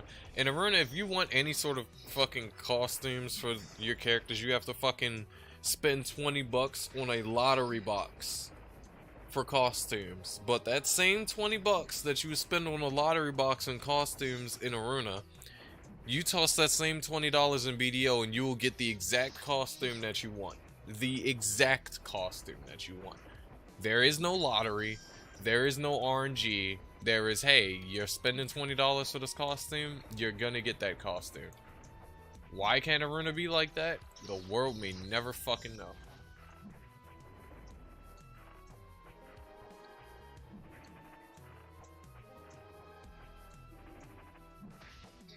They're going to animation cancel his whole kit? Well, that sounds actually kind of clogged.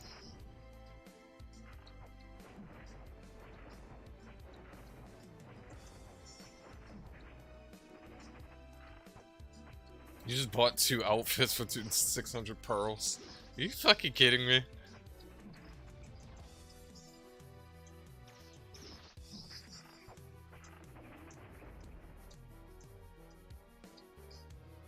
I know, they want us to spend more money. Yeah, or play Elden Ring, yup. Then you can get everything you want, because, you know, there is no fucking cash shop. It's just hours of torture. And getting butt fucked by goddamn Malika, Blade of Melania, or whatever the fuck her name is. Her and what is it? Her, Radon. Is it Radon? Her, Radon. Who else is a cunt? Elden Beast isn't that bad. Radagon is. He's a prick. Fuck Radagon, he's a prick.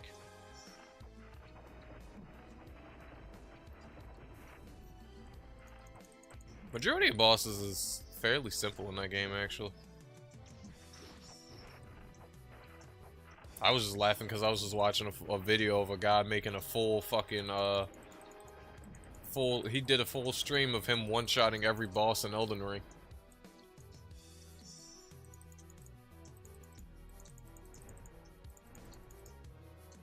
With the hammer that you do a back flip, or front flip rather, and you slam that bitch down.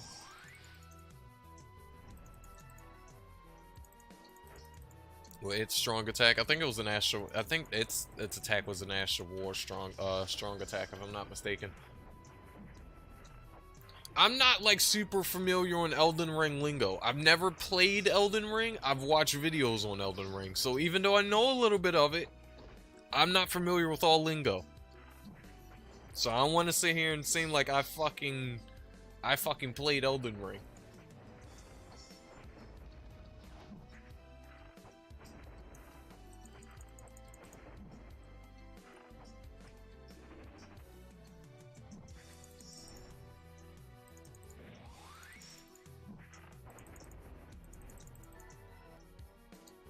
I still love how much weeb katana users get made fun of in Elden Ring.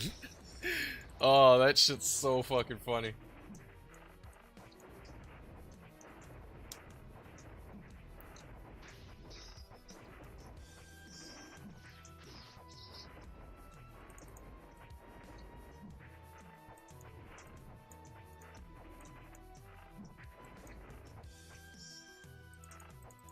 Both of you got it wrong.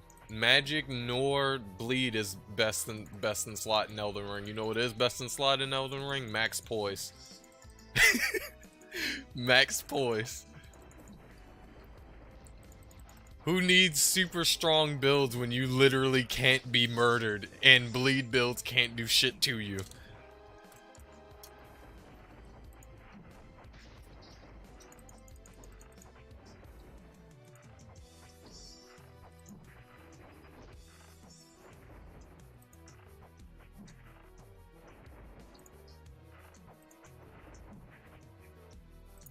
That's what I mean with Enchanter. I spend more time buffing. If I had like at least like a 2-minute long duration on fucking special status, I wouldn't have to sit here and constantly fucking do this.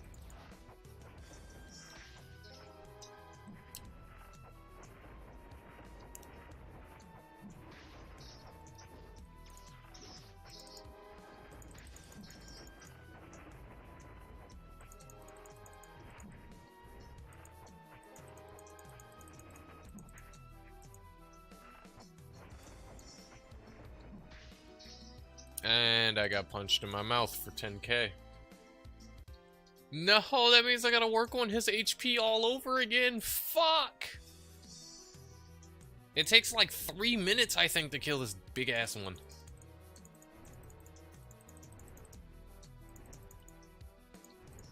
Look at this fucking mammoth mountain of a man.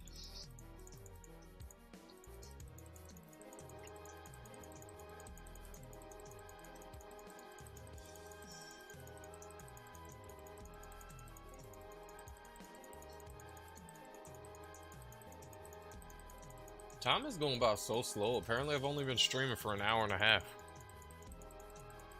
Well, I guess because I'm grinding as well. And that's what's also making time feel so slow for me.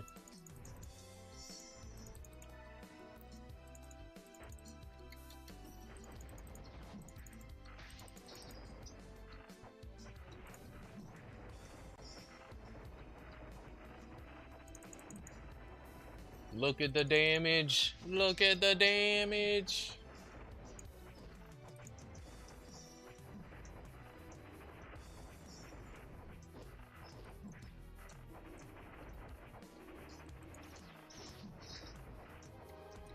Not gonna lie, I'm still very impressed by the sheer amount of output from my fucking Wind Enchanter, being as though she's far from completed.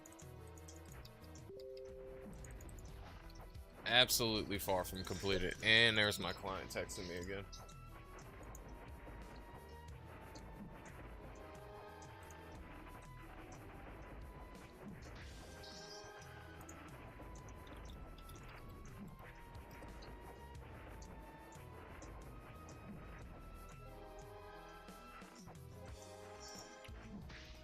Fuck, my client was texting me and it's fucking distracting me.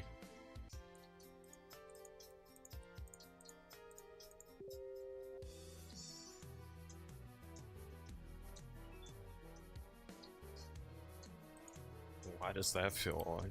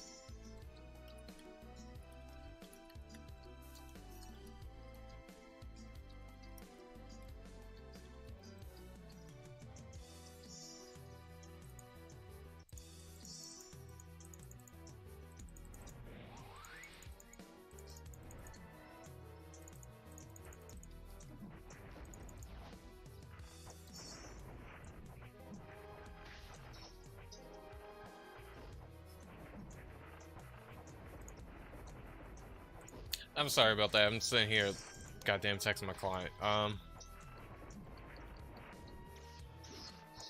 Yeah, no, I'm good on the bishop part, sheep. I got it. I got this. Fucker.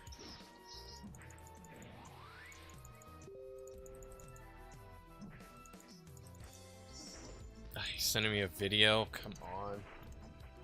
Where's my phone? Watch it on my phone so it doesn't get picked up in the stream audio.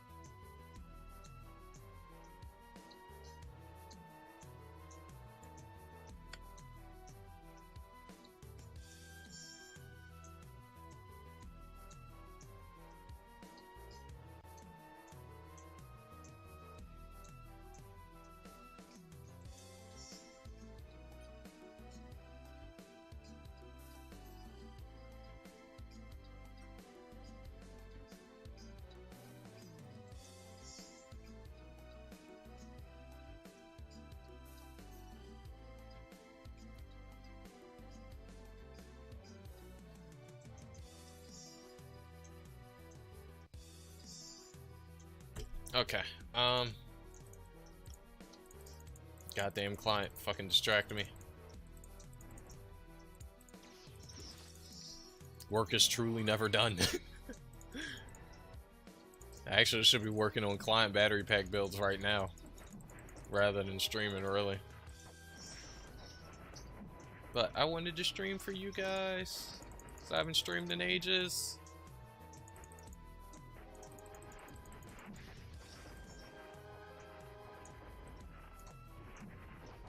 Stop popping my stone skin in 2 hits, please.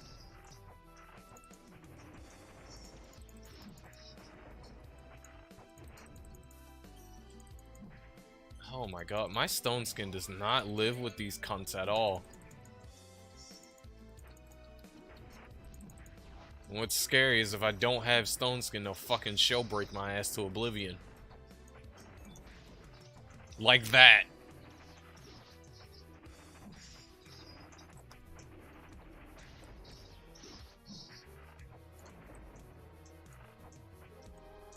Love how the moment I said I need to fucking keep my stone skin or else he's gonna shell break me, he shell breaks my stone skin and my stone skin goes fucking kaput.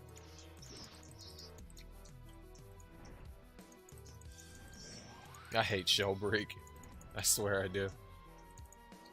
It's the only thing that makes grinding third eyes fucking annoying is shell break, man. If they didn't have this stupid ass ability, oh, it'd be so easy, man.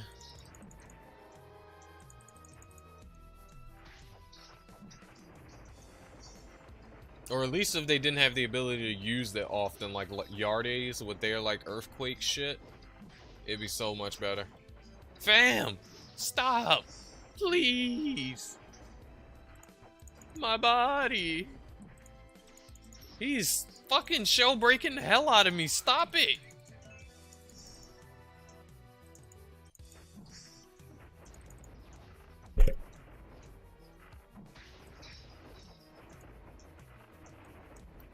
I'm not really, being as though how fucking slowly they update the game. I'm not surprised at all, actually.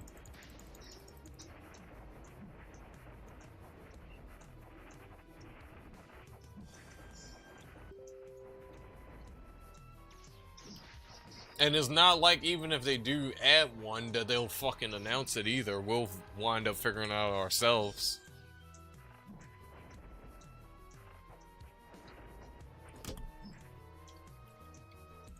It's not like they're gonna go, hey adventurers, we just added this new XP mob into the game that drops even more XP than moss golems. Here's what they are, here's what they do, here's what level they are, have a good time. No, they're just gonna release a new area and say, hey, new area has been released, new boss has been released. And then the players are gonna go in and be like, oh shit, we have a new XP mob.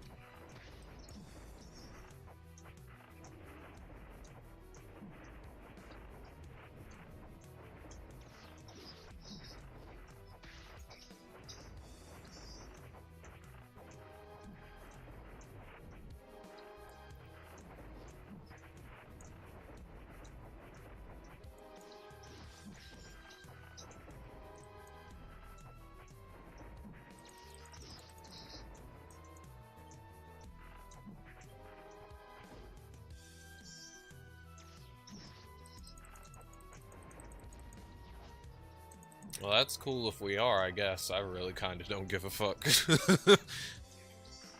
In my honest opinion, I don't give a fuck about being at the same MQ fucking level with Japan.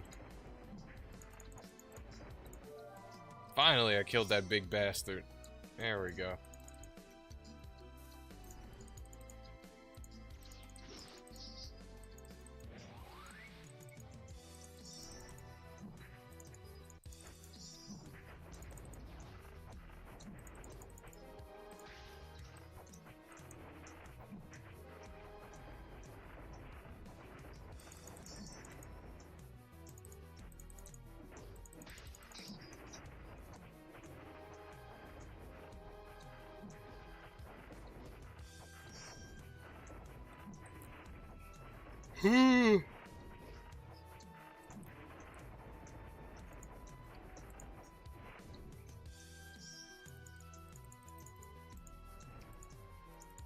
Maybe I should kill all the third eyes that's near Wyra.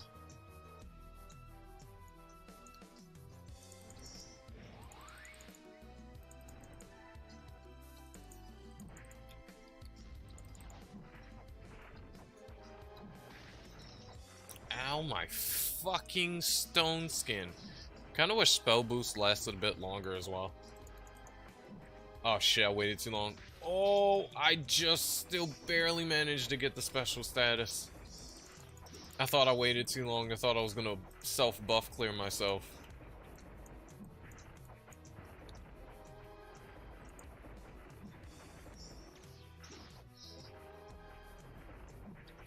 How the hell is this third eye not dead yet?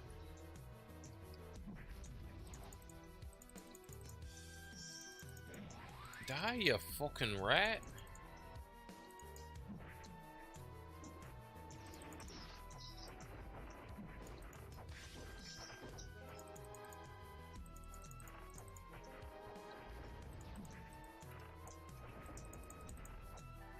It took too long. No, I still got it right at the end again. I need to stop doing that. I keep fucking rimming my limit break. I need to stop rimming the limit break before I actually fucking buff clear myself on accident. I keep giving this shit a goddamn rim job. I need to stop that. It's like, I'm rimming it, I'm rimming it, I'm rimming it, I'm rimming it. Defense? What the hell I get defense from? I don't have a defense. Oh, magic barrier. I was like, what fucking skill gives me defense? I'm like, what the fuck? I don't know a skill that gives me defense. I don't play a class that has defense. I'm like, magic barrier. I see now. I really need 360 so bad.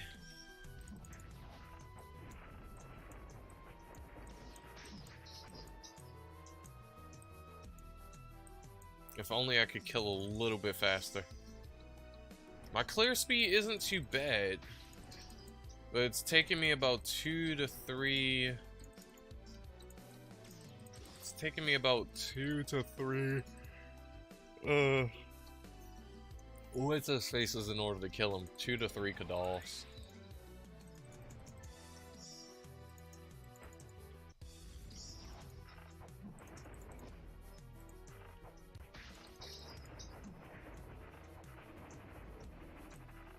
No, because your limit break buff will overwrite my limit break buff. Like, being in terms of like part compositions, an enchanter partied up with a bishop is like one of the worst comps possible, because if you fucking hit me with your limit break, it overwrites my own, which will fuck my special status, which will fuck my ability to actually do damage. And it sucks that the game is programmed like that, but yeah, if a bishop is in the party with a fucking enchanter, they could literally fuck an enchanter's entire way of life just by simply giving them limit break. Because your limit break overwrites mine.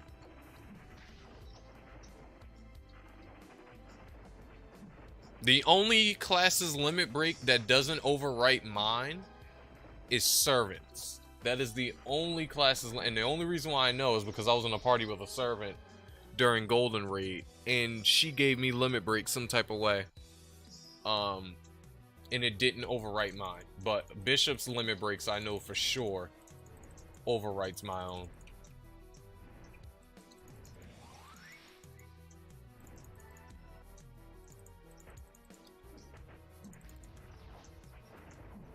I just stone skinned.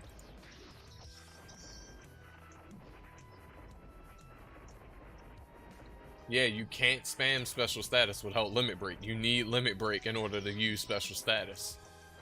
So anytime you ever see my special status up, it's only because I had my own limit break up to even activate my special status. So if you pop your limit break on me, that overwrites my limit break, which means I can't use my special status because they're not the same limit break.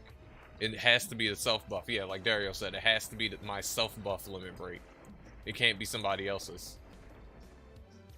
It would be nice if I could use somebody else's limit break to use my special status. It would be nice. That way I won't have to fucking spam limit break every single time I need to use Kadal. Or if, you know, like I said before, they just increase the fucking time on it. So I don't need to fucking reuse the shit every fucking 10 to 15 seconds. Because like I said before, you only get like a 10-second DPS window on fucking Enchanter after you're done buffing. After you're finally done swinging your arms 20 fucking times, you only get 10 seconds to actually deal DPS before you've got to fucking rebuff all over again. That's one of the most annoying things and biggest drawbacks of playing this fucking class is the amount of times you have to rebuff. Monks don't have to worry about this. Monks can face tank every fucking thing. They can do a shit ton of damage with their fucking passive auto attack. And not only that, they don't have to constantly fucking rebuff every time they want to farm.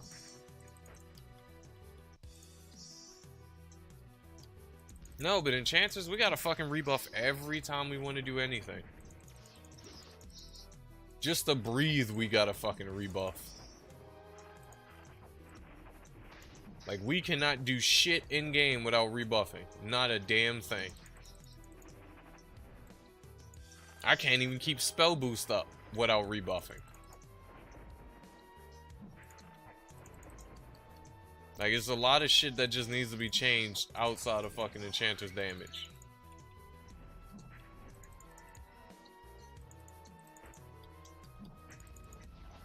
What's even worse with the 360? See, I don't... If you're talking about Enchanter's 360 skills, I know from, of course, from playing Pyra, I know the time duration on that is 30 seconds as well, but the 360 skill isn't as nearly as annoying to manage, because at least with that, all I need to do is just basically use Attribute Boost every now and again before my Activate Fire goes away, so that way I'll keep Fire activation permanently active. Is it still annoying that I have to use it once every 30 seconds? Yes, it is. But is it as bad as constantly fucking doing the Kadal spell boost and limit break rotation? No, it's not. Yeah, it just adds on top of your rotation, which does make it a pain in the ass, but that the skill of itself is not that annoying. I'd still, however, do wish its duration was increased as well. I don't know why they seem to think that it's fair to give us these low ass durations and think we're gonna do anything.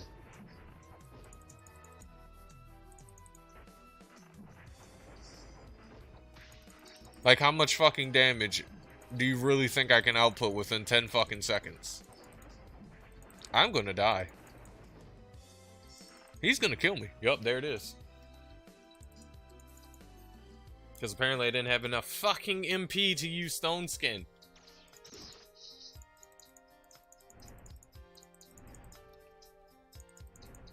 And I murdered myself again because I was trying to rebuff. But yeah, it's a damn shame, man. It's literally a damn shame. How a monk can sit and just buff once, never have to worry about buffing again, pretty much, and they get to permanently keep their overmax attack speed and everything, but Enchanters, nope. I mean, it's the same thing with Beast Knights as well. If I want to auto attack as my Beast Knight and I want to keep my fucking interval break attack speed buff / damage buff up, I have to use it every 10 fucking seconds. Every 10 fucking seconds. But what makes his worse than Enchanters is I can't use items, and I have a much lower MP pool. And that skill, no matter what, costs 300 MP to cast. So, for the 10 seconds of duration that buff is up, I can't use any items. So if my MP is extremely low, I can't use any MP pots at all to regen my MP. It has a forced MP draw to it, so I can't lower it at all, no matter what I do. I can't lower the MP draw at all, and then it's stuck at 10 seconds.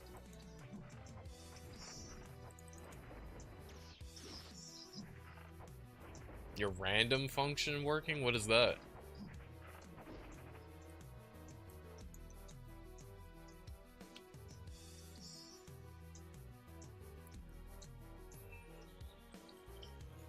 Stretching.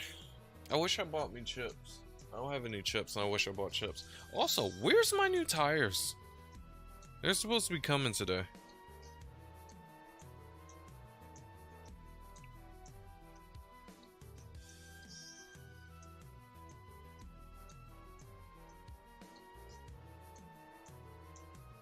Oh, okay.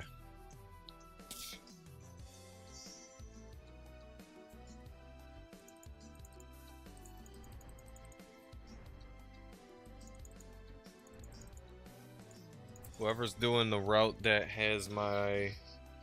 that they're gonna be dropping off my tires, apparently their estimated time of delivery is between 1 to 4.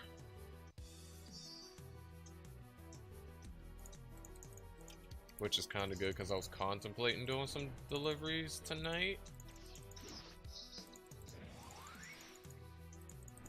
I was contemplating it.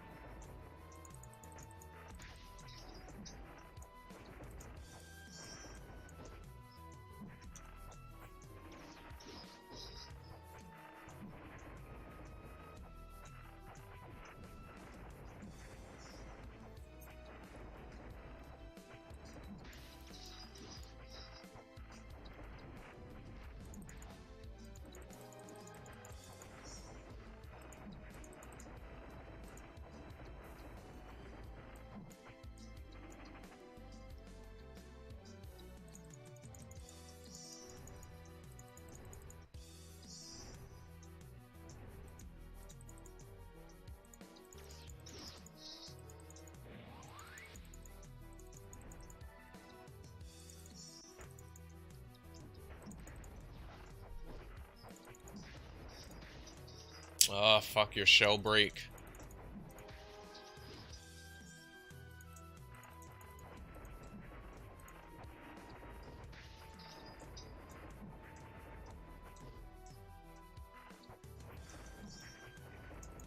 He's gonna keep constantly shell breaking me.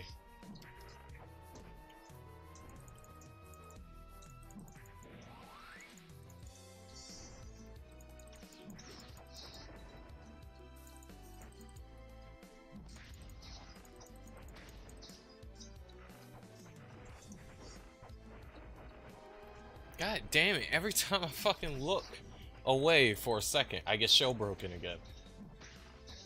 You fuck! Stop it!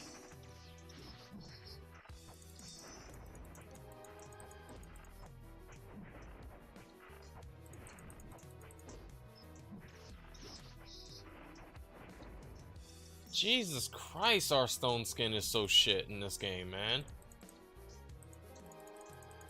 Like, it has, like, no fucking duration to it at all. No sort of... Like, I really wish our stone skin properly scaled based off your maximum HP. So, like... If... It would take... Let me try to see. What the fuck? So, like, the way stone skin would scale is... It would scale up... times... It would be like whatever your maximum HP is times 4 or 5. So if I have like a 50k stone skin, then it would have like, or I have a 50k max HP, then I'd have like a 500k I would have like 500k HP on my fucking stone skin. Something like that. Something that's actually fucking livable. You know? Yeah, Gladiator Stone Skin is so much better. Like, it actually fucking lasts more than, like, 1 or 2 fucking hits. This shit gets, like, insta-clapped. Fucking mob or boss breathes on my Stone Skin and I'm fucking gone.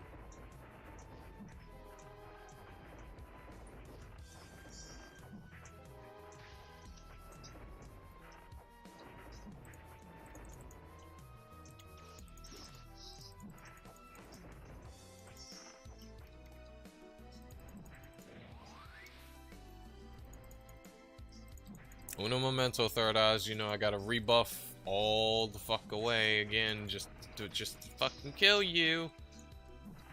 Cause it's fun having to rebuff.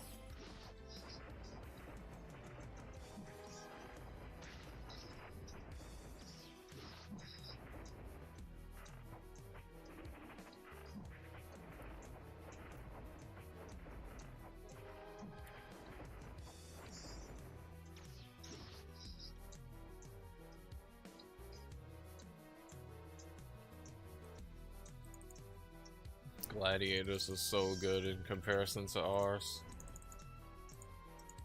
Ours is trash, it's bad, it's dog shit.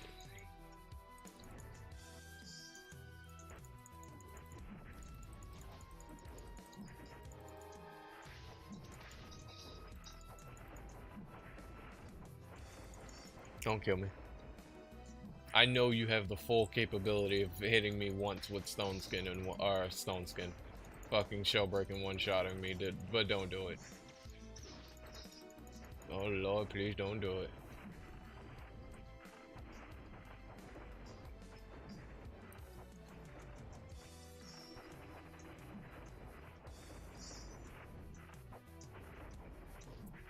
How are you not dead yet? Die!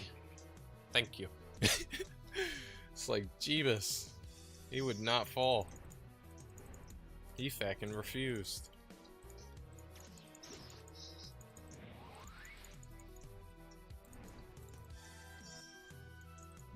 Oh my goodness, yeet.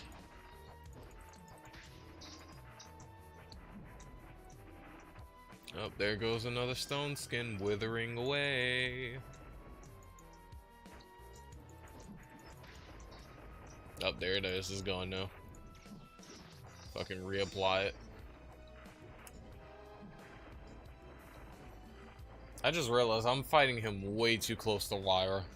If he does an AoE attack, he might fuck around and one-shot her. I need to get rid of this lad. Yeah, come over here. Come over here. Come over here. I don't want you to fucking accidentally AoE one-shot my fucking ult.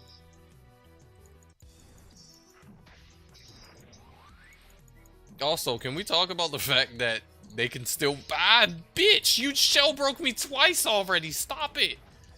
Can we talk about the fact that Third Eyes likes to punch you across the fucking map?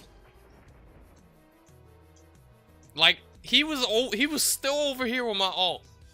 I was all the way over here. And this man had to get one more clean lick off before he walked his ass over here. And then he came over here and then proceeded to immediately punch me twice and shell break me once. Rude as hell. Rude as hell. Ignorant, in fact. Absolutely Hey, just did it again. Third Eye's ignorance knows no bounds. See, Moss Golems ain't just damn ignorant. They're ignorant in their own way, but this is just like, this is just bad. This is extremely bad.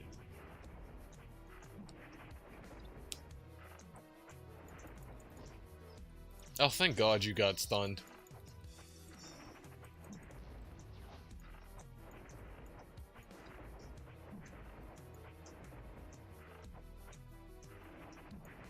Kill him, please. I don't have the rebuff to kill him, thank you. How long do I have left in this PTA?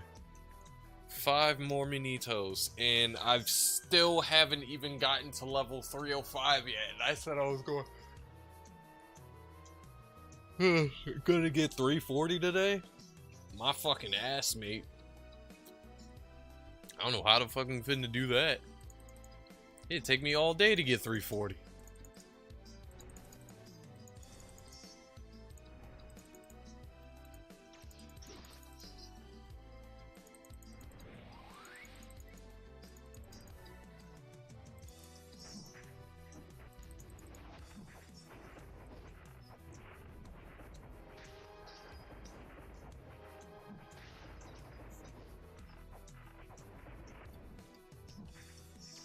Here isn't back in stream, or here is in the area. Because if you're back in stream, then welcome back.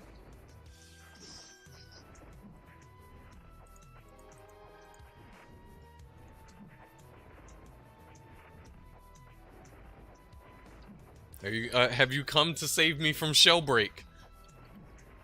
If so, please respond.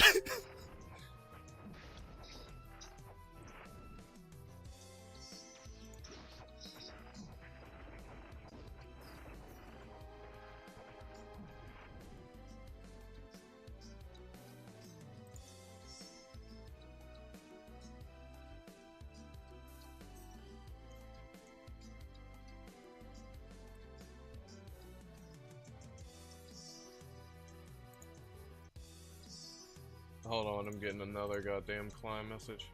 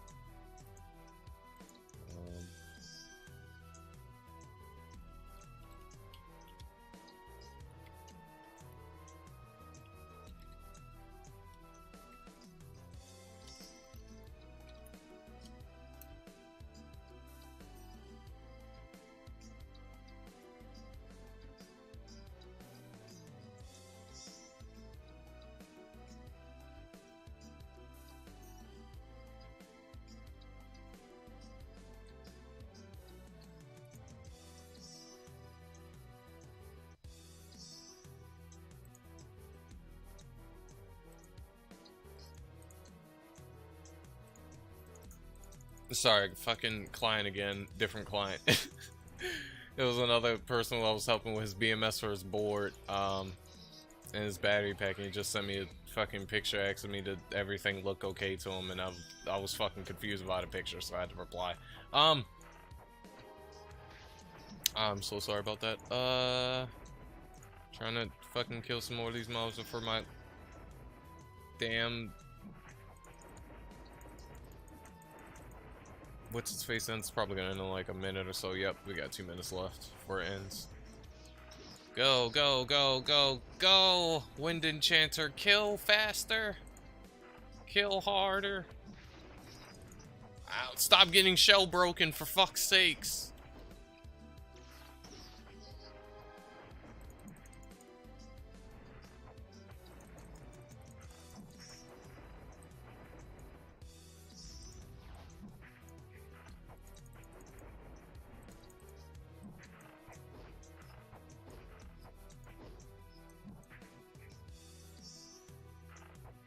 Kill it!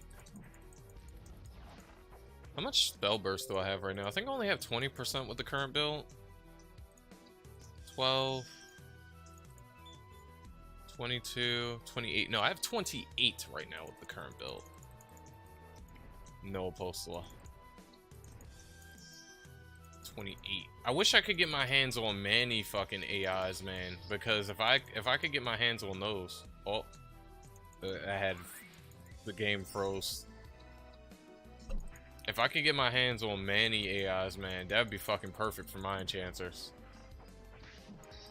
That way I won't have to waste 2 slots on an AI crystal page just to get 8% magic attack. I could just use 1 AI crystal for that, but the anniversary event will have to come back for me to be able to get many crystals.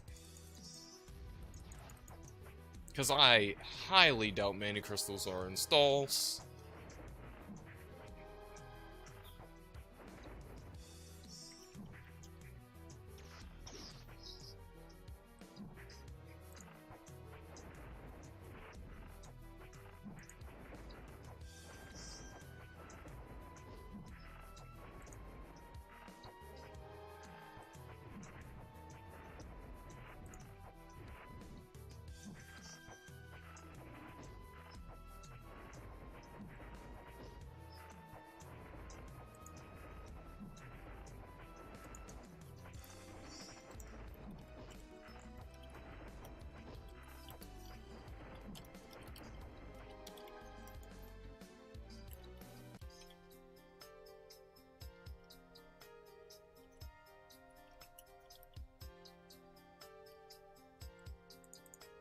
I died again, I think the PT is about to end anyway. Yeah, it's gone anyway. Well, rip.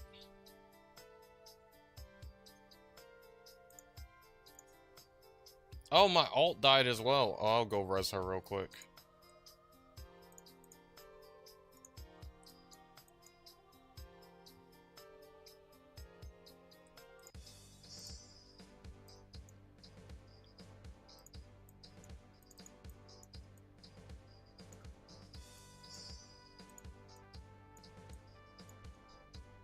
I wonder what level fucking 400 is at normal fucking third eyes grinding. Oh, y'all know what's something I saw that was so weird before I started the stream? I wanted to show y'all, but the motherfucker vanished so fast. There was some 400 samurai here. Had to be a fucking magic samurai. The fucker was using vampire blow and kept proccing looked like dark magic attacks. As a samurai. Why? Like, majority, all of your skills are melee based. Why? It makes no sense to me. But yeah, I believe there was a fucking magic samurai here earlier.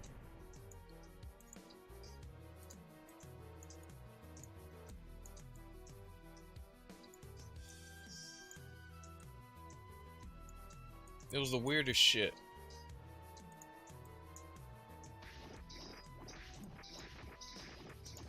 Well, there goes, you know, one of the best auto classes. Right here. There it is. The Undying auto class. And freeze frame again, that's weird.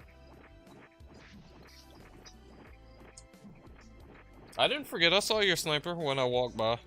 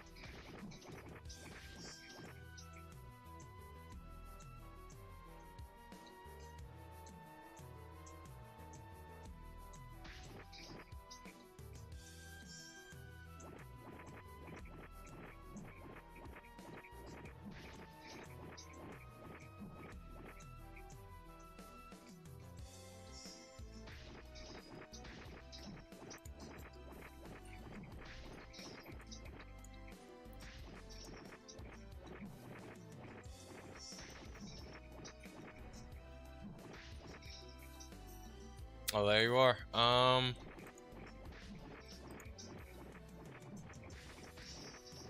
see, here's the problem. Luna is my party leader. And Luna is currently where? Where's Luna? She's not even existing in this realm. She's fucking gone. I gotta grab Luna real quick.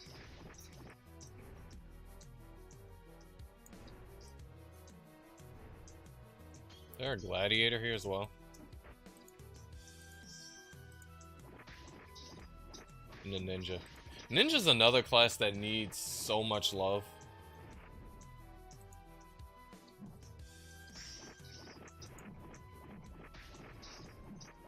Like, that class needs so much love.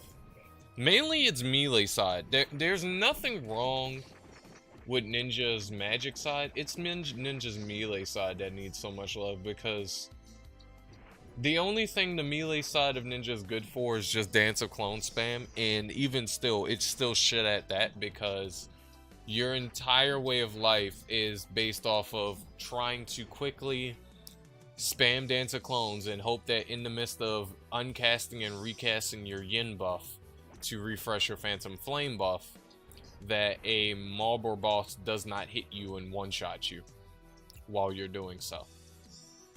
And as far as auto-attacking on a ninja goes, you don't really do a whole lot of damage at all as an auto-attacking ninja at all. Would be nice if they could make it so Phantom Flame not only affects skills, but it affects your auto-attack. Like, every time you auto-attack, you get a Phantom Flame proc. That would be actually nice, you know? Not only that, actually give the ninja some more survivability, because right now, the fucker has, like, no survivability outside of the 3 clones. And that's if you don't get stunned, paralyzed, what is it? Stunned, paralyzed, blinded. What other CCs affects Ninja and their clones?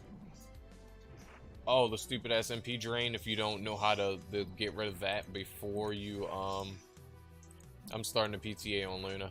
There we go. So Luna started the PTA. So now we can fucking leave this dimension.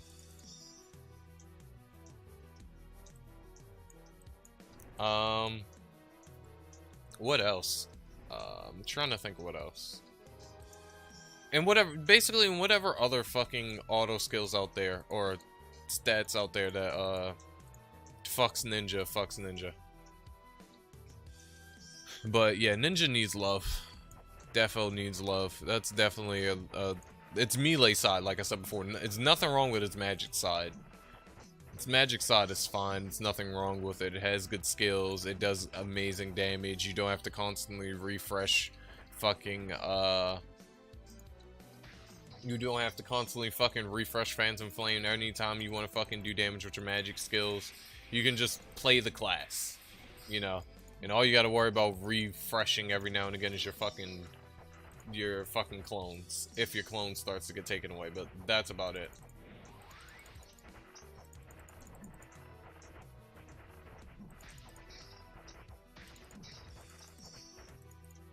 I forgot how high your damage is. It makes me feel obsolete right now. It's like now I can't really do anything really to contribute outside of just dizzy procking them so you do more damage. I'm just a damage booster now. That's all I've been reduced to.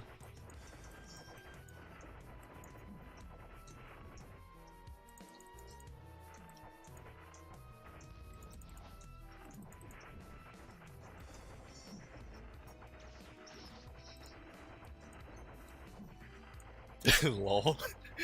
I mean, I'm being realistic. All I've been reduced to is just a damage booster. I'm just here to fucking dizzy proc the mobs.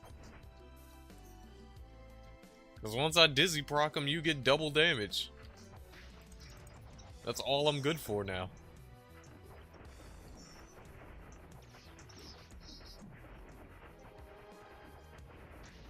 Because honestly, by the time my ass gets through my buff rotation, you're already done killed the fucking mob. Oh yeah. There you go. And see, this is another thing that I'm saying. Like, you see how other auto-attacking classes just outperforms Enchanter so easily? Like Sniper, doesn't have to do anything but just tap auto-attack after they buff up, and they can just... he can just keep doing this until his buffs run out. He can just keep doing this. Meanwhile, if I wanted to do the same thing, I would have to spam the living shit out of my fucking skills just to try to keep up with his DPS output. Same shit with monks, same shit with samurais, same shit with gladiators. This is sad. I don't know what the circle realm... the game has been glitched because ever since High Wizard got their new skill, that's what this floor animation shit is a part of the High Wizard's new skill. Ever since they got their new skill, I've been seeing that shit appear on all of my characters. Even though I don't have any skills that should be given that animation. Because that belongs to High Wizard. That doesn't belong to me.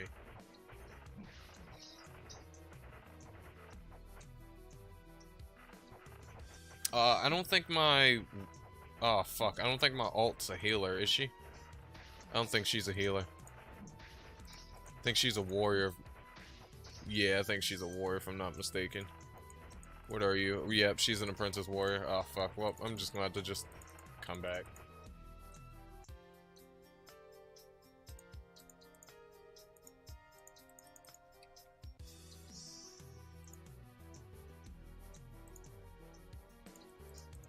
But yeah, I see this shit on like all my characters. I'll see that dumbass floor shit, even though I'm not a High Wizard. You got who counter? When counter? Since when the hell did you get a counter? And why do you have a counter? What the fuck is a counter gonna do on a sniper? A sniper's too squishy for that shit. I mean, unless you have full disable set, but... if that's a new skill of ours, then what the fuck is that meant to do?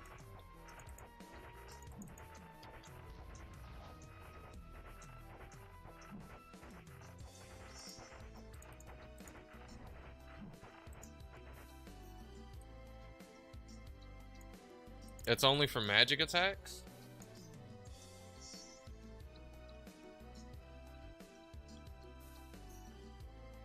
Like how assassins can spam their phantom flame in normal chat.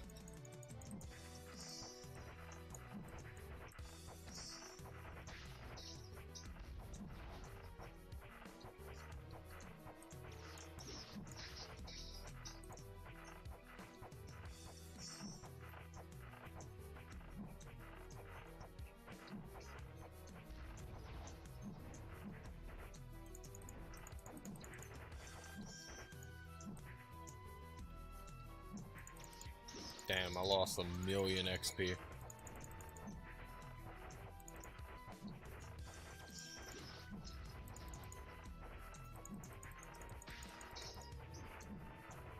But the grind is significantly faster, so I guess I'll take the loss. So if you take 50% or more damage, you'll negate 90% of it. And I'm guessing it's, like everything, RNG base.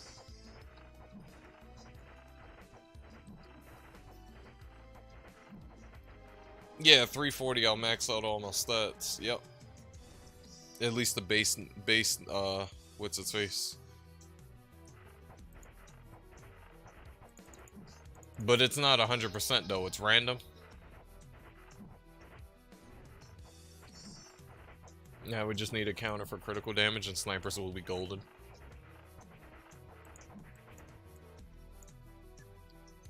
Oh, it's 100% of the time? Oh, that's fucking kinda pog. Did you play test it to make sure? I'm sure you probably did, being as though you said it's 100%.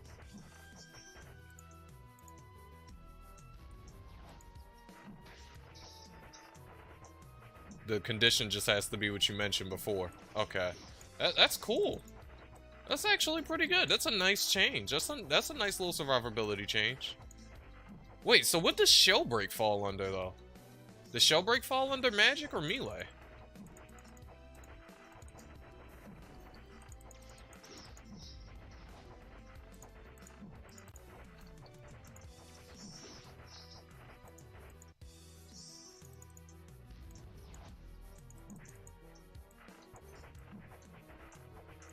Oh, it falls under melee, okay.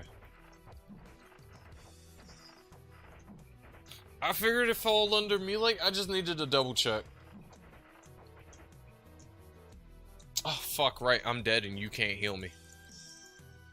And it's stupid because I fucking was in my HP set the stone skin, I still fucking died.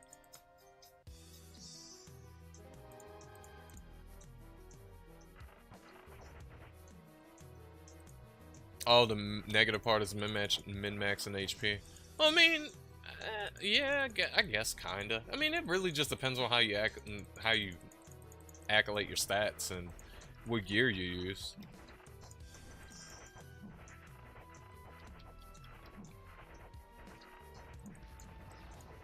Oh, we got the big boy. We got the heavy boy. Look at this fucking giant lad. This man's like 10'6". And punched my fucking lights out.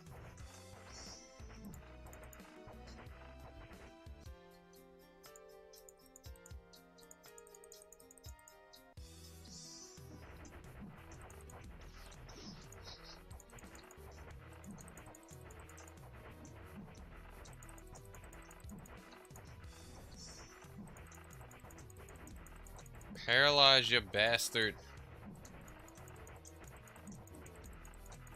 There we go. He's paralyzed now.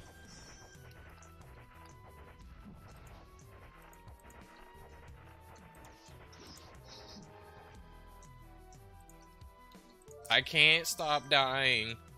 I'm trying. Like, you don't understand just how squishy I am. I'm fucking paper thin.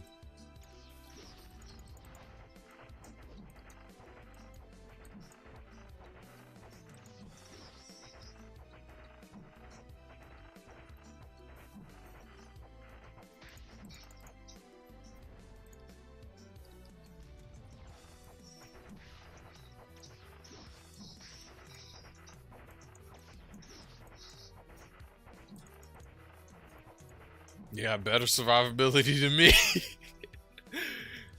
I mean, legitimately, you do. You legitimately do as a sniper. You have better survivability than fucking enchanter. You don't even have to get hit if you don't want to. You can just put down a decoy and just run around and say nope. So, you legit have better survivability than me.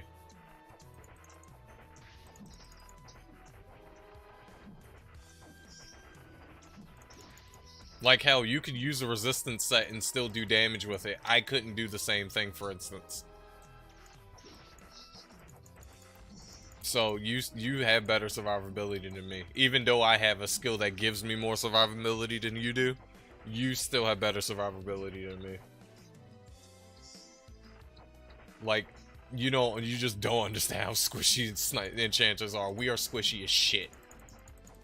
Like, we have no... Like, I remember I used to bitch and complain about how Sniper used to be the class that has the worst survivability in the game. No, honestly, it's Enchanter.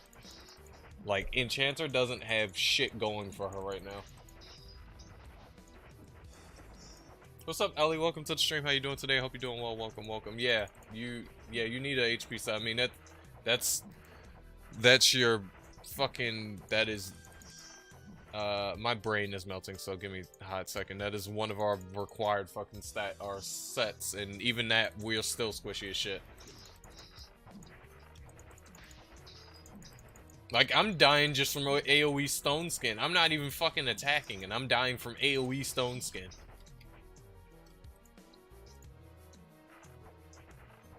My evasion ain't shit right now, and it's not gonna be shit. Even Pyra at 400 evasion, or at 400 agility, only has like 800 to 900 evasion. I would have to sacrifice damage in order to increase my evasion if I wanted to have a bit more survivability, and even that wouldn't really save me much. It'd save me a little bit, but it wouldn't save me much. But right now I have absolutely no evasion because I can't overmax my agility. But even if I get to 400 agility, like my Flame Enchanter, it's still not going to mean shit because I'm still going to be just as... I mean, granted, my Flame Enchanter can live a lot longer and has more gear and she's better prepared, but... Just Enchanter survivability is just shit still all around the board. I can't afford to put Shulk on my build. If I do that, I'll fuck my build. I need damage. You don't understand how much we need damage as an Enchanter. If I use anything else outside of damage-related shit, I'm not going to be able to do damage. We don't have the luxury of using other shit. Yeah, you see what I mean? We don't have the luxury of using other shit. I cannot afford to use Shulk or evasion-based gear. Like, I can make an evasion set with, like, Thief Garb and shit like that, but like I said before, if I do that, that's at the cost of me sacrificing my damage. I won't be able to do any damage. Enchanter is literally all damage or nothing. That's this class. It's all damage or nothing. You're not building an Enchanter to live anything. You're building it to try to do damage.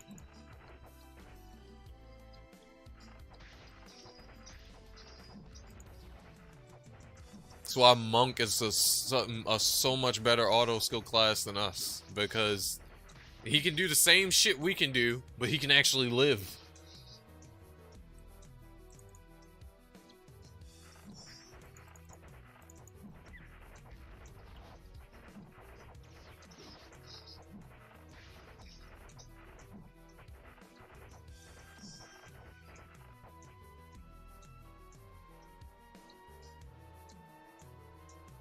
I still would never make a Magic Blade Enchanter. You're just, in my opinion, you're not gonna out DPS a fucking auto Enchanter as a Magic Blade Enchanter.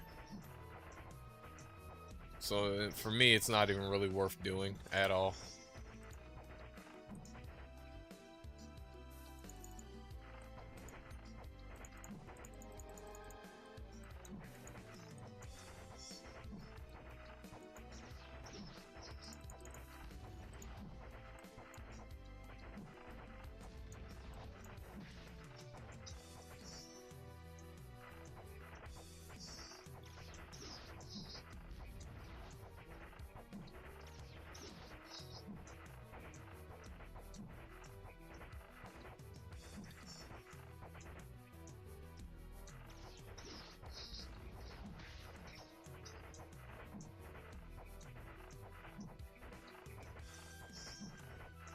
Don't you get an evasion buff for using overclock? Yeah, you do. What the hell is your evasion right now, Phantom? Did you level up? Seriously? You leveled up before me? That's bullshit. That is bullshit. 1.6K? Wow, Enchanter needs a rework. That's bullshit. What the hell is your agility stat at? Fucking 400, is it? Or is it 450?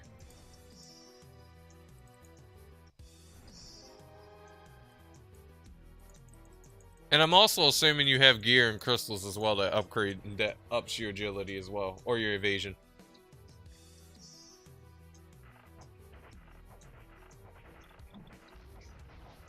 That's so bullshit. 1.6K evasion, and even at 400 agility on my main, just Shulk, nothing else, no star build, just Shulk and fucking agility stat points and nothing else. That's a damn shame. Shulk doesn't even give that much any fucking ways. It only gives 20 fucking %. But that's just ridiculous. You have pure green lines as well. So pure green line, one Shulk, and then fucking like 400 agility points on agility, and you have 1.6K because of your buffs as well. That is stupid. That is stupid. We, as an enchanter, we get nothing that increases our agility, our evasion. Nothing. The only two things that can increase our evasion is the bullshit illusion ring, which you only can get that buff by chance of attack. Or if you fucking swipe for pet skills and you get quick turn, that's the only other way we can get agility. Other than that, we would have to either sacrifice auto skill to get, we have to sacrifice auto skill in our AI build to get like full green lines. And potentially damage as well by like adding Shulk or some other shit. But that is ridiculous, man. That's ridiculous. 1.6K ain't even trying. I'm angry. That's upsetty spaghetti. But again, you know what's the main thing people complain about on Enchanter? Oh, why they nerf our damage? Oh, our damage. We deal no damage, everybody. Because that's what's important. Damage. Not the fact that we can't live through anything. Not the fact that we have to buff 80% of the fight. You know, it's the fact that we can't do damage. That's our problem. That's an Enchanter's problem.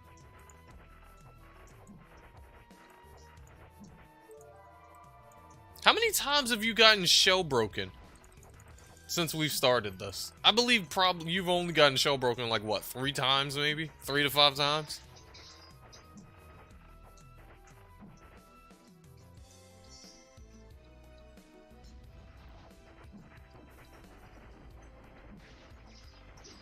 Oh, I just got shell broke. Luckily I fucking stone skinned before. Probably, yeah. I'd imagine so. They're not even touching you.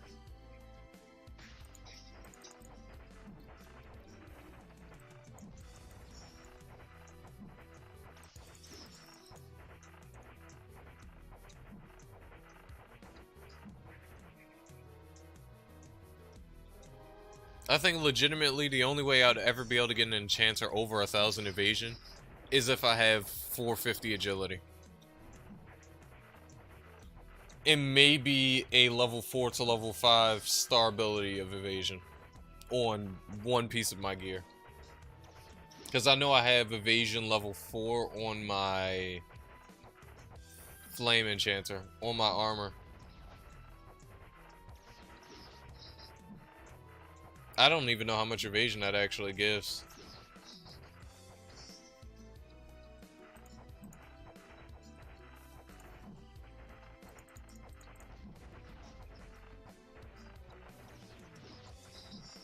Yeah, like with on my flame enchanter with evasion level 4 on chest, quick turn in 400 agility, I have 902. I think 900 to 902 evasion. But I mean that's nothing in comparison to the same stat on you. You have fucking 1.6 with overclock buff, because I believe overclock gives you evasion. But we don't have anything that gives us evasion. Oh, don't start AoEing. There's nothing I can do when you AoE. How's Comet Tail or Comet Trail? Whatever the new fucking AoE skill is. How is it? I haven't been on my sniper in a while, so I haven't fucking tried anything regarding it.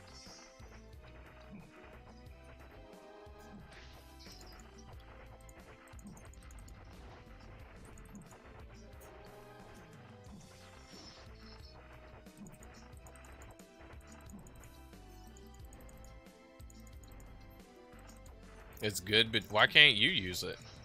Is it because you're a special sniper?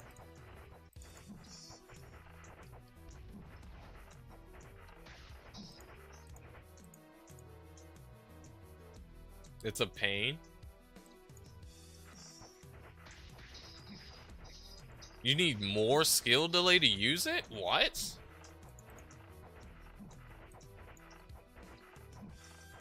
Does it damage ramps up like fucking Crossfire as well, where it only actually deals actual damage if you have attacking 3 mobs?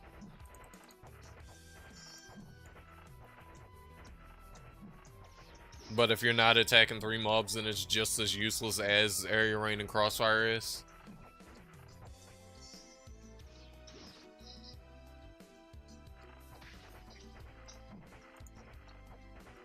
Really? What's Crossfire's rework?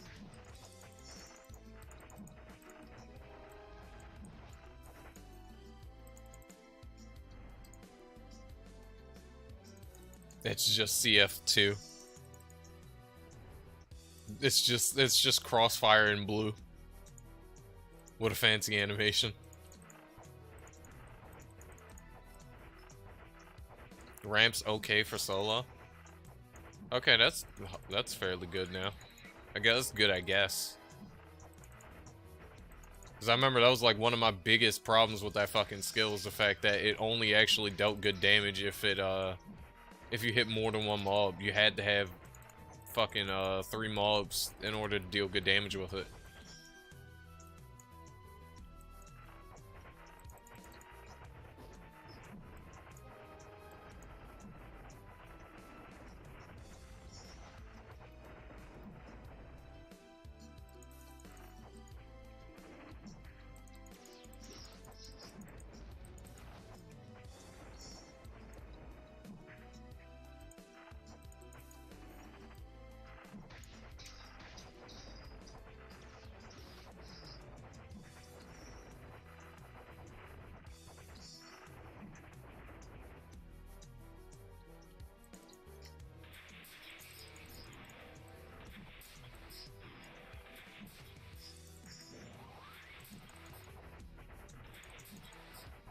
It only helps people with disabled sets.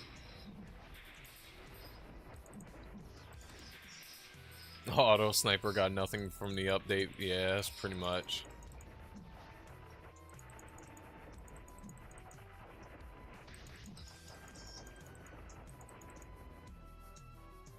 Oh, what the fuck is this freeze frame shit?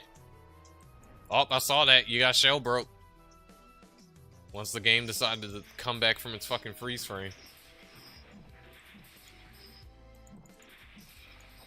Oh, that's the... Yeah, there we go. That's the new skill. Just bloop, bloop. I didn't get to see how much damage it dealt.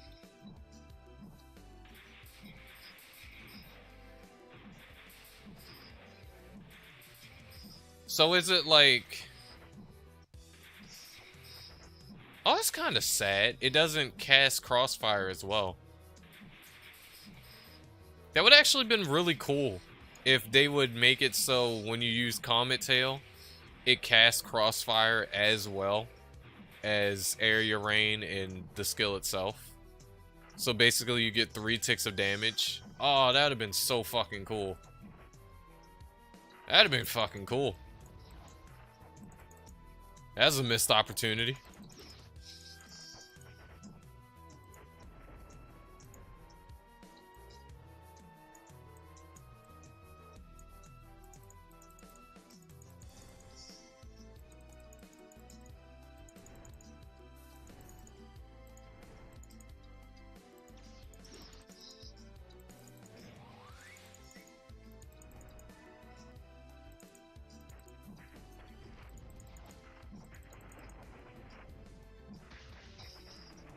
Oh, there's the shell break. Fuck my ass.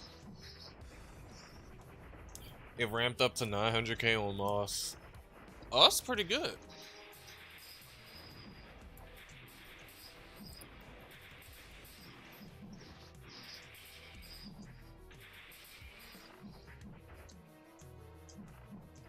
You know what would be an amazing update for Enchanter?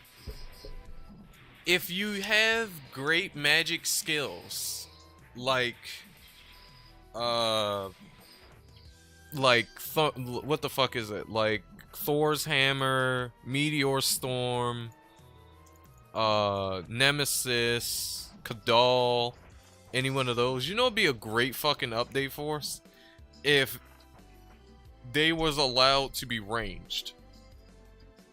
Just like how PM Grenade is. So that way, as an enchanter, you would finally have an AoE. Oh, that would be so... That'd be perfect! That'd be perfect! Imagine if we had that, man. Imagine if I could sit here right now, and I could auto-attack, and you would see my Thor's Hammer come down, and it would hit every mob that we aggroed. It would hit every mob that we aggroed. That would be fucking perfect. You know how useful that would fucking make Enchanter, man? Especially being, like, especially Earth Enchanter. Fucking procking 20 million earthquakes. How fucking useful that would make our class. Man, that would be perfect. That'd be such a good change. That'd be such a great change.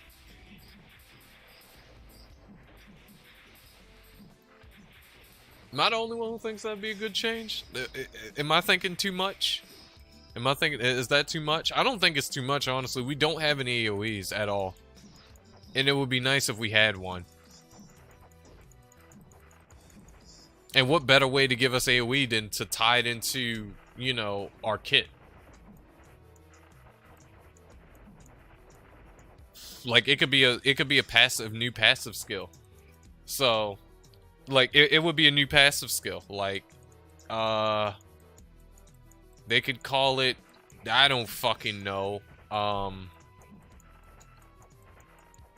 They could name it some shit. Oh, I got it. You know what they could tie it to? They could tie it to, what the hell is it? Where's our useless ass 340 skill? They could tie it to, what the fuck? Where's our useless ass 340 skill? Damn it, where the fuck is it? Oh wait, I don't have it on this character. I forgot. They could tie it to excess magic. So outside of allowing us to have 150 magic overheat, when we use excess magic, we also gain the ability of having our great magic skills do ranged attack by chance of attack. That would be perfect. That'd be perfect.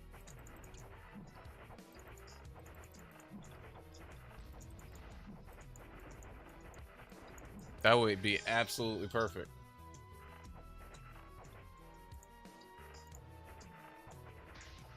Yeah, I want all classes to have an AoE as well. I've been trying, what I want to try to do on Ninja is I want to make a auto Ninja, or make the melee side of my Ninja auto, and try to do damage with PM Grenade. Try to actually do like at least 100k damage or something with PM Grenade. Because I like PM Grenade. Yes, great magic overflows and splashes. Yes, yes, that would be the description. That would be the description of it. Yes, that's how excess magic will work. It would increase our magic overheat to 150, which would give us a little bit more auto skill, a little bit more elemental damage. And great magic overflows and splashes nearby enemies. That is a perfect fucking description for it right there. Right there. That is perfect. You couldn't have said it any better, Dario. That is fucking perfect.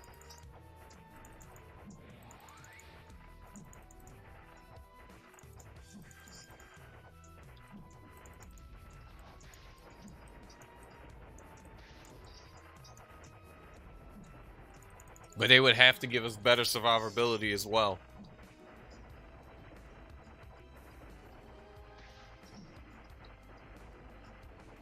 But like I said before, it'd only be tied to excess magic, so you have to use excess magic in order to get your AoE.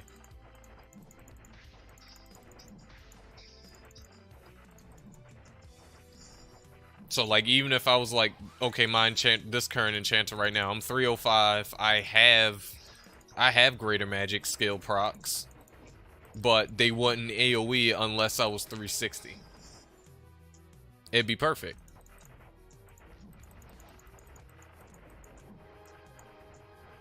But that is such a perfect description right there, man. That is an absolutely perfect description of what fucking excess magic would do.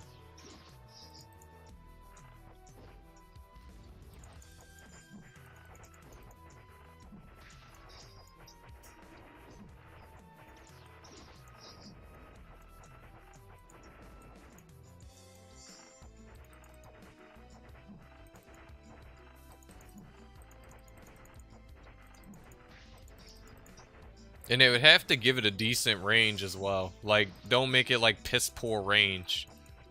They would have to give the splash AoE damage range. They would have to make it decent.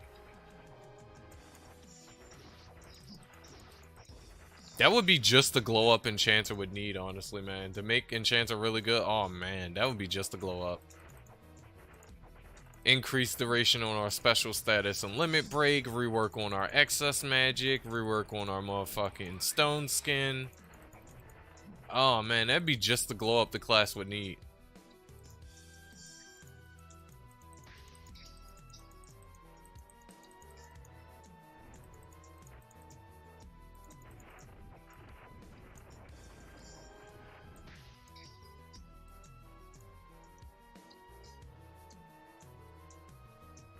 If I had the ability to, Dario, I would try to do it as well. Ah, fuck. I just cleared all my buffs away like a damn dummy.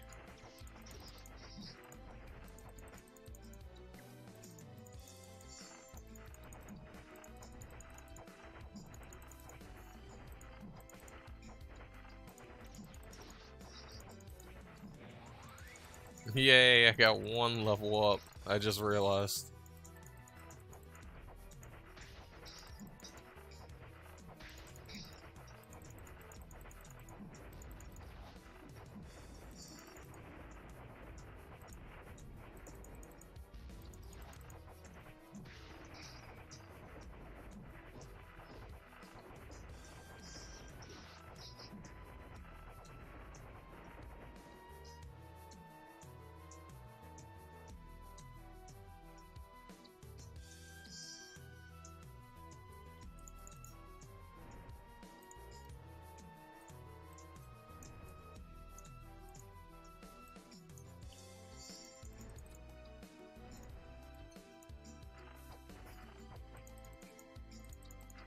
You know what would also be cool? If we got a new weapon type.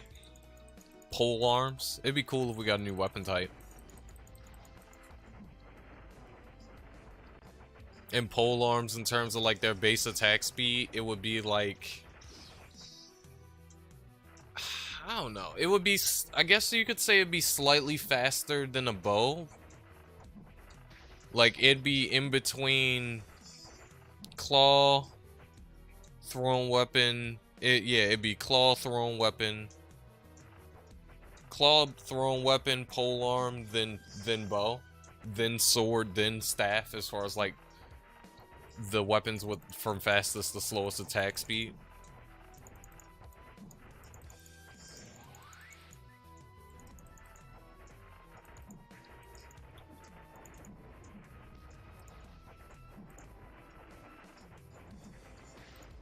Why would you want bows the samurais to have bow mastery? Well, I guess because in real life samurais use both bows and swords.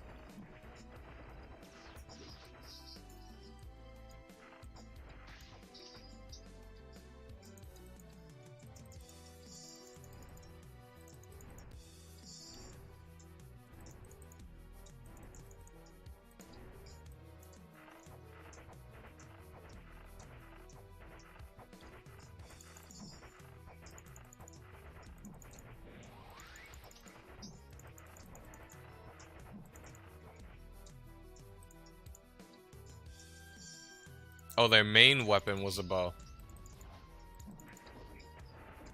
Oh, really? Oh, that's interesting. I thought it was always a sword. Thought it was always a katana.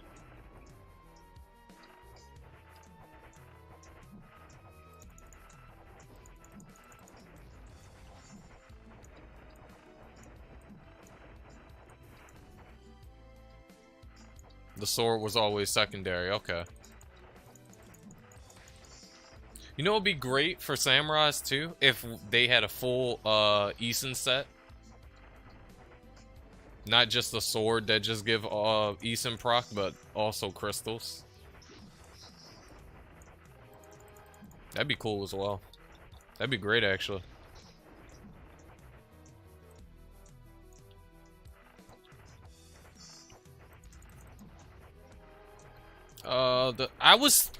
I was tapping Stone Skin. I know y'all saw that. He broke my Stone Skin while I was auto attacking, and I was still spamming, and I fucking got. Oh, that's so bullshit.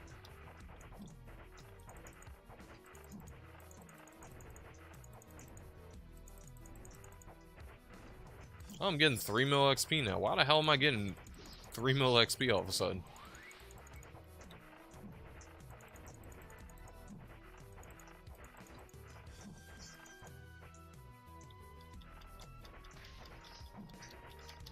Hello? I'm sitting here mashing Magic Bleed and it's just not doing anything. Imagine paying for better internet and internet still being potato. I bet you it's because of the fucking modem. Oh no, I just killed myself. When you realize your HP is low.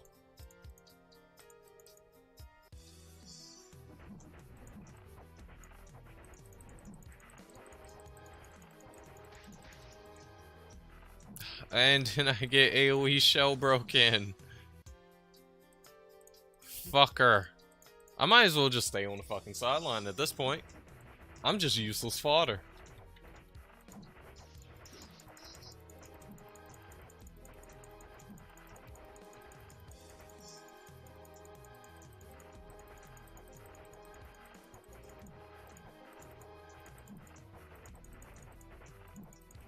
I'm about to go get a juice real quick. I'll be back.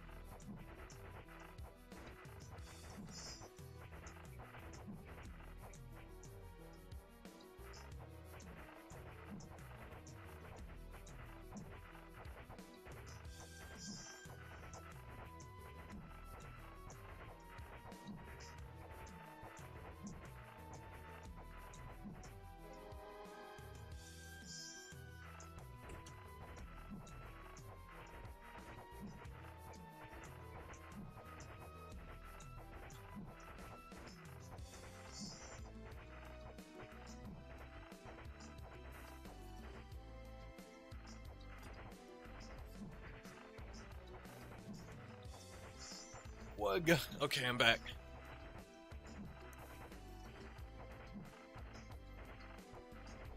Look, I'm more useful standing still not doing anything than actually fucking trying to help.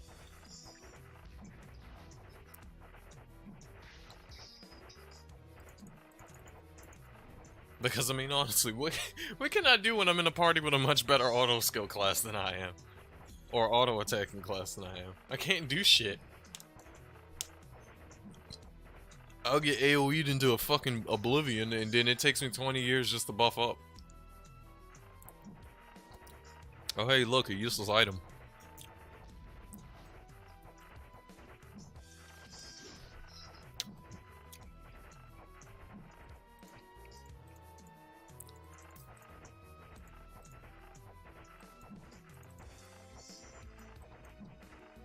Ah, yes, I'm gonna make myself look like fucking Kaneki. I'm gonna be the one-eyed ghoul looking head ass.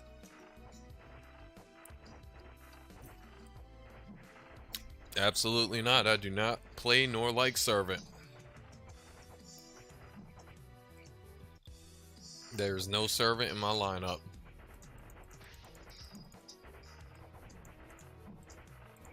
Actually, we can check the lineup right now.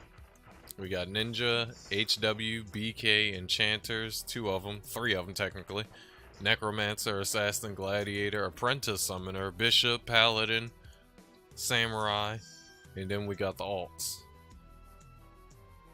Sniper, he's in there too.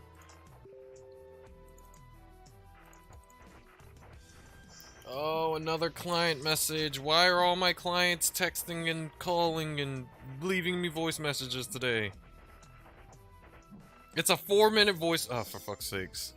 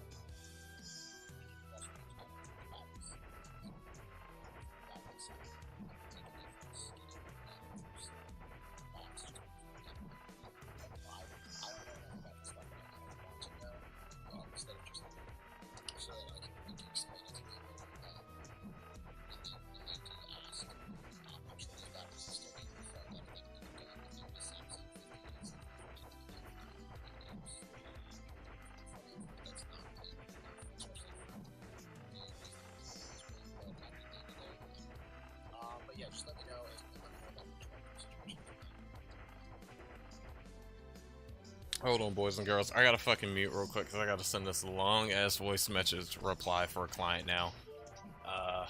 I'm still gonna be here. I'm just gonna be muted, so just give me 2 seconds.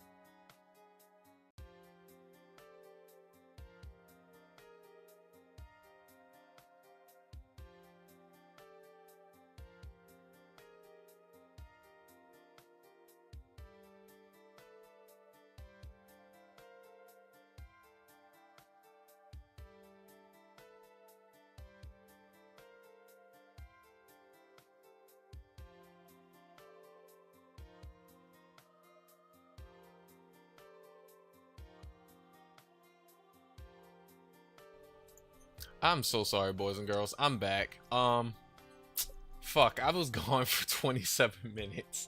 God damn it. I was recording a long ass 27-minute voice message trying to tell a client about trucks and everything and how he's feeling, you know, having second thoughts, buyer's remorse about the trucks that he chose and everything like that, and it's just long. It's just long. What's up, Akashi? Welcome to the stream. How you doing today? And same thing with Iruna. Welcome, welcome. Again, I'm sorry for sitting here, not saying anything, not doing anything, just sitting in fucking Mayo's Village, just chilling. I was fucking dealing with clients. I don't know why, as I'm streaming, all of a sudden, like yesterday, my phone was quiet. I didn't have none of my clients, nobody texting me, nobody hitting up my phone, asking me any questions, you know, concerns about anything, nothing like that, asking me progress on builds, whatnot. I didn't get not a fucking peep. The moment I decided to stream today, I'm having everybody blow up my phone, send me voice messages, send me video messages, sending me text messages. It's fucking ridiculous. But hold on, my headset turned off as well. I don't know why my fucking headset turned off, but there we go. But yeah, I'm back, and we're gonna fucking continue on what we're doing. Rana, I'm not an Earth type. If you're still in chat, I'm not an Earth Enchanter. I don't like Earth Enchanter and don't play as it. Illy is my Wind Enchanter. I am not a Earth Enchanter at all. Not in the slightest, and never will make me an Earth Enchanter. I do not fucking act like all these other retards who play Enchanter and act like the only two usable elements in the game is Dark and Earth, because that's not true, and it's never really been true since Enchanter's inception. Yes, certain elements may have had a little bit more gear than other elements, and a little bit more crystal options than other elements than some in the past, but nowadays you have options. Actually, for the last few years now, you have had options as to what element you could build on an Enchanter, and, you know, which element you want to use, which of the 7 you wanted to use. But no, I am not an Earth Enchanter. Never have, never will be. Never have, never will be. I guess all the fucking silly ass 400 players who was fucking grinding right here in normal non-PTA finally left. Because their asses was all fucking here just a moment ago before we went into PTA.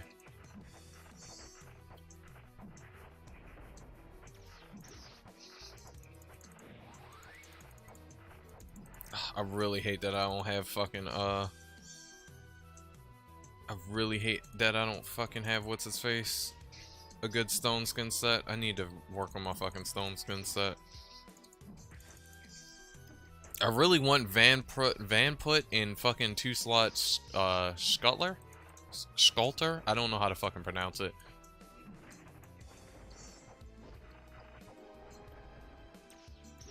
Because that's what I really want. That, and as well as fucking 2-slot Iron Hammer that will not drop for me to save my fucking life. It will not drop for me to save my goddamn life. It will not drop to save my motherfucking life. I don't know how hard I gotta try. Also, a slotted Mirror Coruscant or a 2-slotted Mirror Coruscant would be nice as well, but it's not. That's not really imperative. Getting everything else 2-slot is either slot or 2-slot. It really is.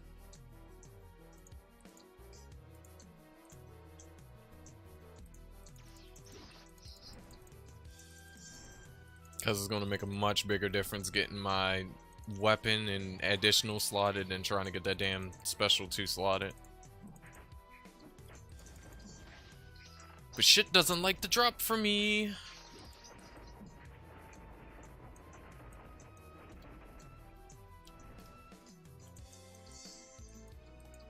I wish I could zoom out a little bit more.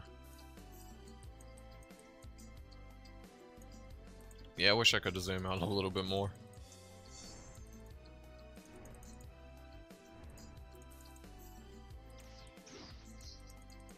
I don't even think... Do I have another PTA? Well, no, because technically, since Phantom joined the party, he would be the last character I would pop PTA on before I would rotate back to Wyra. Or is it Ilya? Wait, how long is Ilias? Yeah, I believe it was Wyra who popped it first? I think it was my water enchanter who popped my first PTA, so I think it would rotate after Phantom come back and pop his PTA, then it will rotate right back to Wyra.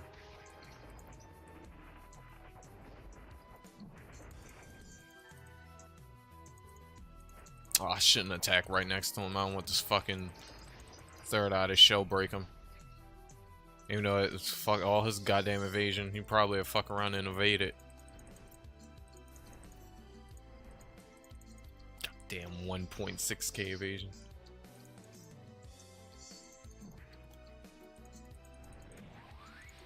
Yeah, it's fine. I'm just waiting for Phantom. It's not like Phantom's not gonna come back, and even if he doesn't, I could just drop him, put my ult back, and then use my ult for my ult's PTA. But Phantom's going to grab something to eat real quick, so he should be back, unless something else happens, and then he has to go.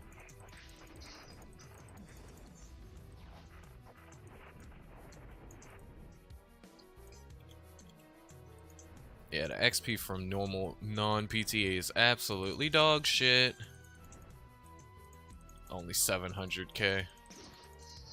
That is bad XP. Especially considering how fucking much you need just to level up. Welcome back, Phantom. I'm back as well. After my 27-minute voice recording. I had to send to a fucking client. He's gonna enjoy that. I basically sent that man a fucking audiobook. I basically sent that man a fucking audiobook.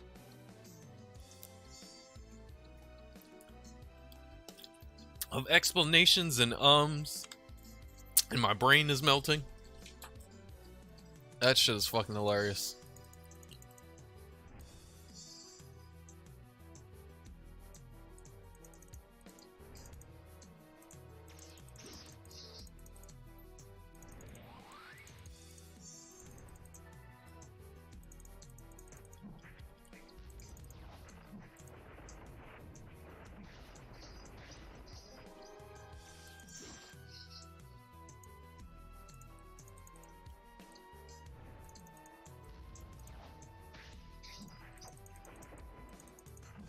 Yeah, that would require so much searching, though. That would require soul searching, and I don't got that in me.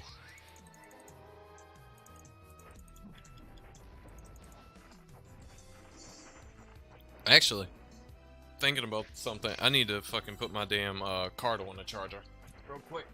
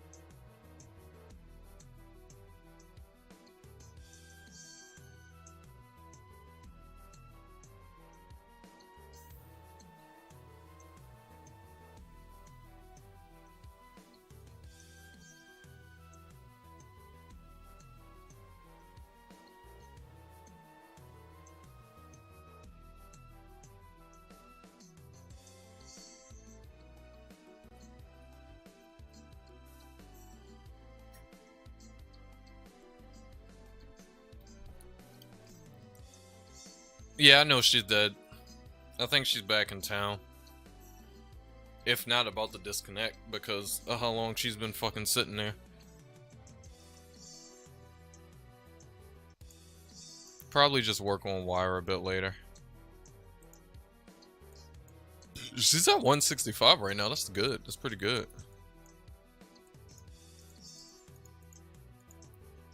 Let me check her PTA timer.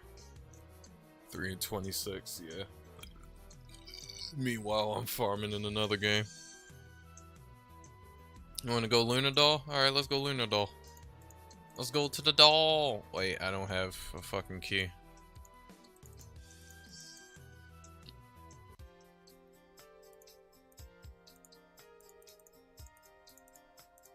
I don't have a TP for Fort. But I got one in stalls, though. I need to sell all those stupid-ass storm curses. Because I got that shit initially thinking I was going to get, like, a good, nice little damage buff on my Wind Enchanter with it, but it fucking... The buff itself uses fucking intelligence. I think it uses intelligence? Which overwrites my fucking intelligence buff that I get from Limit Break. Which kinda defeats the purpose, because it should just be a food effect buff and not an intelligence buff, so...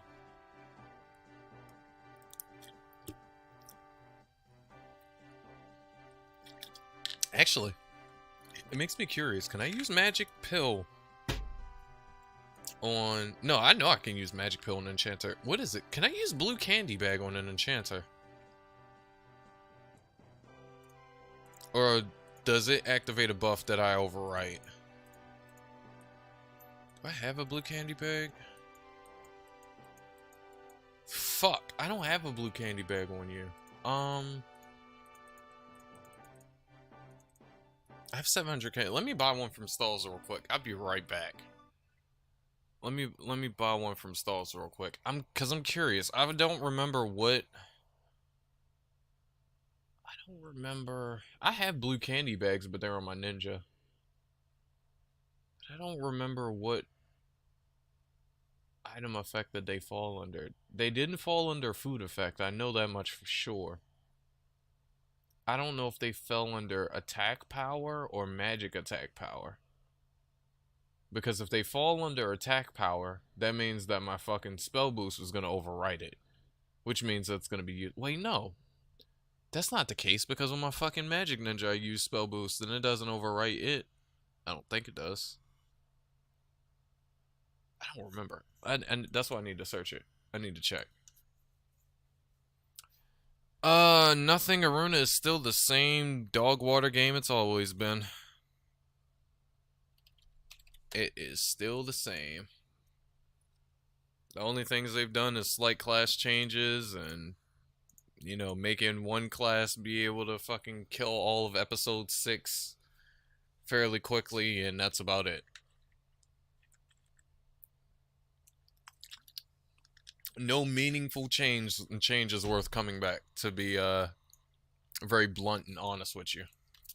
And still no proper endgame. God, this fucking island is laggy as shit.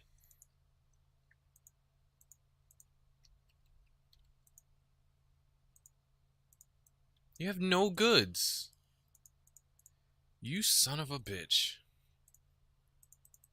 Oh, I came to your island for nothing. Come on, because I'm trying to see. Maybe you have fucking candy. I'm trying to see who has blue candy bags. I just need to buy one. Bro, come on. You have no candy bags either?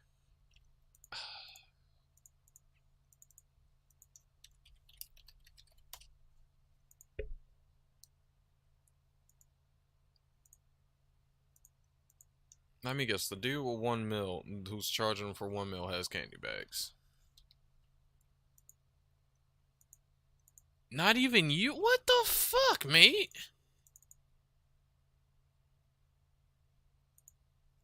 Do they still have stalls that are banned? That I don't know. Because I didn't really know anything about that myself. Which is kind of ironic, being as though of how long I've played this game, but I don't really remember or know.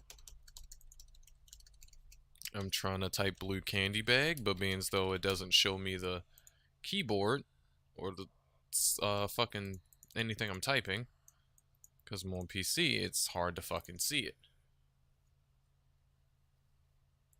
Okay, where are your... There it is. Oh, fucking finally. Jesus Christ. Oh, I don't have 4 mil. I only have... Okay, fuck this. I'll just grab one from my ninja. I thought it was just going to be a real quick and simple feat, but no. I literally have to log into my ninja, grab it off my ninja, and all this other shit just to fucking check. But we're gonna walk on. I know my screen probably went all a little bit wonky too. It's because I minimized my what's his face. But I'm gonna walk into battle training so Phantom can show me this comet tail as I'm logging into my ninja. All right, show it to me, brother. Show me comet tail or comet trail.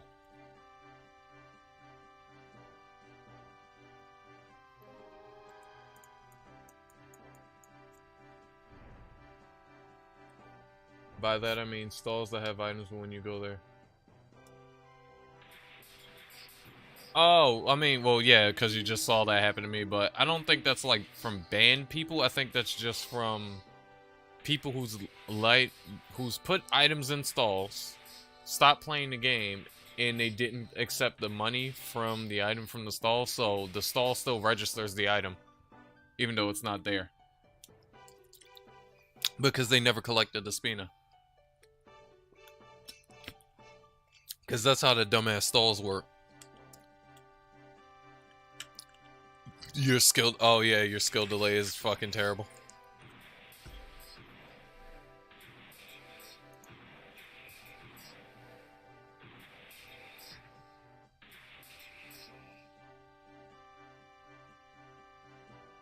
It's really a missed opportunity that they didn't make it so Comet Tail casts Crossfire at the same time.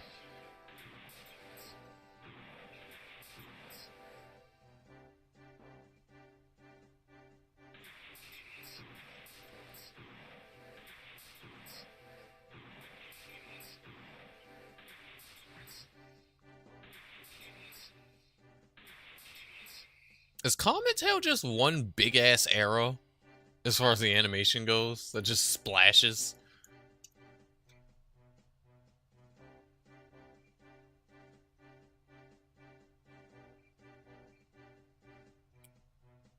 Give me a moment.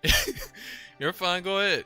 While you do that, I'll grab my ninja so that way I could fucking grab this damn blue candy bag so I can finally see if blue candy bags is actually something an enchanter can use or not. I really don't think we could use it.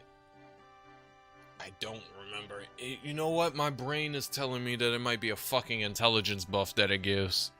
And if so, I'm gonna be very angry. I'm gonna be very fucking angry. Because blue candy bag is leaps better than magic pill. But I know enchanters can use magic pill for sure. We can use magic pill and elemental drinks. Those are the only two consumable buffs I know we can use for sure to help increase our damage.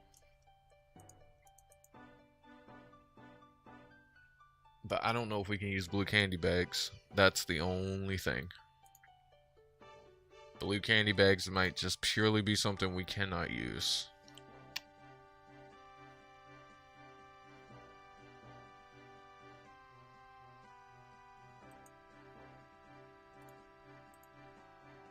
This is my Beast Knight, not my fucking... Oh, god damn it! Wrong fucking character.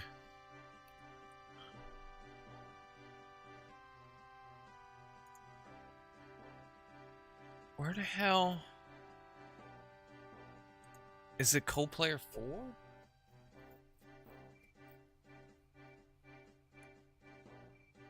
I mean, of course, the pills are better in the Matrix, but not in here.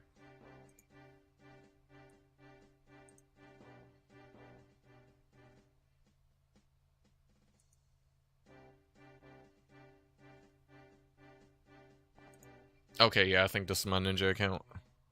I see fucking Toram. I see fucking Toram.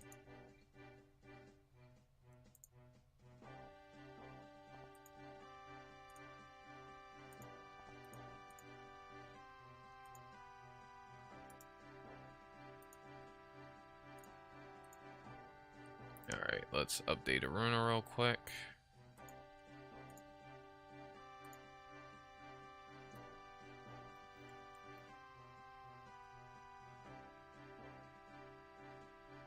I'm so mad I have fed one of my alts a pet and I fed a boss pet another boss pet just to see if I was maybe gonna get lucky and get like quick turn or dual blow or something like that. You know what I fucking get? I get all around as my first one, which isn't bad. But then the second fucking pet skill I get was Sonic Boom. Sonic Boom. One of the shittiest wind element skills in the game, because it's the early game one. And it's one you don't even fucking see on gear. You don't even see it on gear or crystals. You don't even see that animation. Like, I think I like the animation of Sonic Boom. It's just the damage of it is just excessively low. But it gave me the Sonic Boom pet skill. And I'm just like, bro, I could have just made the fucking thing. Because you can make it. It gave me spell boost as well on another character, which I'm like, okay, that's kind of useless for me as well, being as though that, haha, I can put spell boost on another fucking character. I mean, I can make it as a goddamn crystal. Fuck me. I can't use magic candy bag.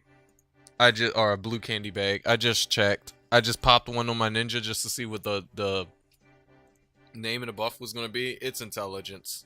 So it would overwrite the intelligence buff that I get from fucking Limit Break. Sag.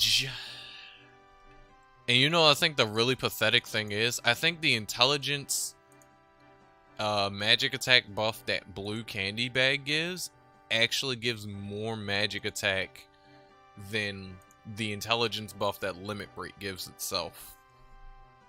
I think that's the sad part of it all. I think I get more magic attack from a fucking consumable item than I do from my own class buff.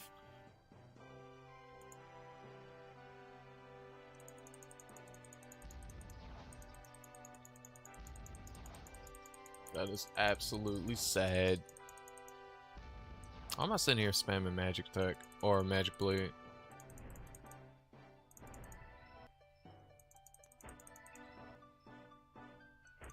Nope, Stone Skin is still dog shit too. We have a development team who literally doesn't do any sort of meaningful changes to the game. So no, Stone Skin is still just as dog shit as it always is. The levels of it still doesn't matter, and you still lose it in 1 to 2 hits, regardless of what you do.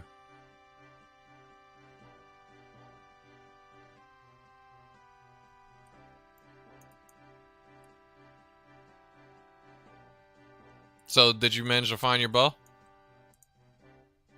Oh, you can't find your other bow. Sag. How much? Oh, right. You did say you needed more skill delay. You needed more skill delay for Comet Tail than anything.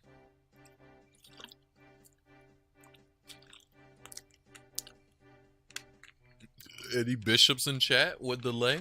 Bishops in chat? Bishops in chat?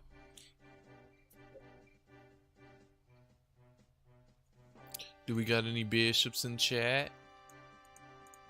Wait, actually, you only need, like, what? 2 more seconds of skill delay, right? Don't I have...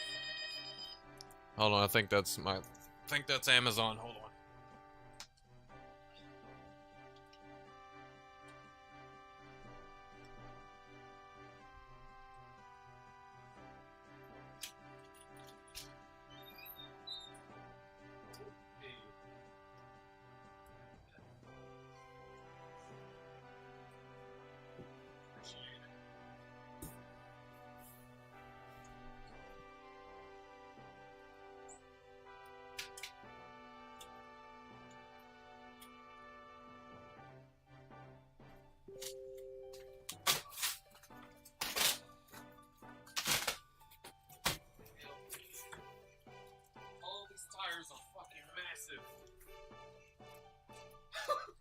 Too big of a tire. Oh, my replacement tires came, but they're too fucking massive. You need like 3 or 4 seconds of skill delay. Ah, fuck. I don't have... Damn it, I don't have... I thought I had a fucking, what's his face on me? I thought I had a, Wait. I know exactly who I can bring. Hold on. Uno momento, por favor. Where's my fucking Beast Knight? I know wait. No, never mind. I was about to say, hey, I'm gonna bring my Beast Knight and give you my spec. But here's the thing I just realized. His the only 2-slot special I have on him is fucking Specka's Bloodstone. What's up, Samuel? Welcome to the stream, fam. How you doing today? I hope you're doing well. Welcome. Jesus Christ, these tires are absolutely massive. I can barely get it out of the bag. Just use the scissors. I got new goddamn tires for my board.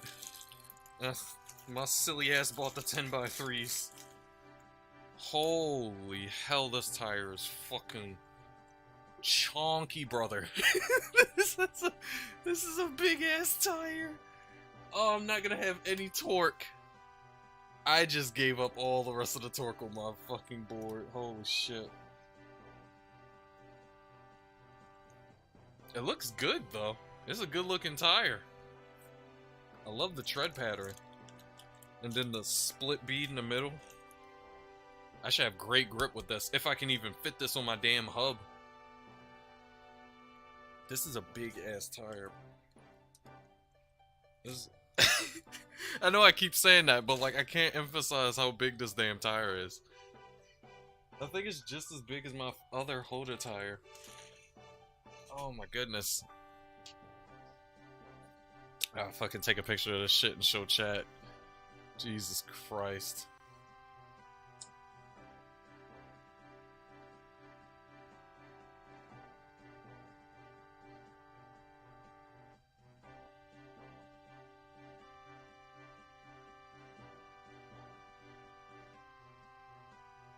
Well, boys, I accidentally bought the wrong tire size.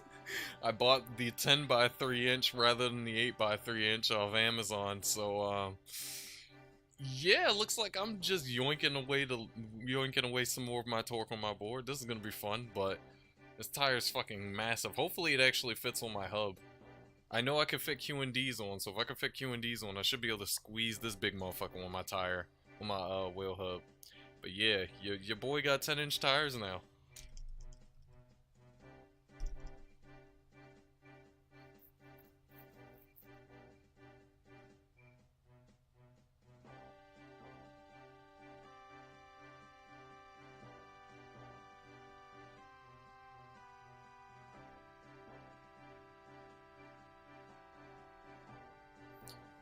Alright, so what are we finna do since you need delay? What are we gonna do so you can actually show off Comet Tail? Can you do it with any bow?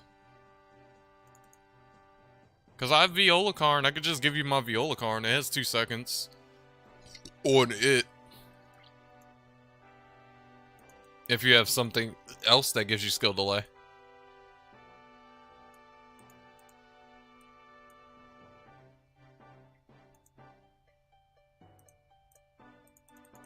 You want to try to use my Viola car and see if that works?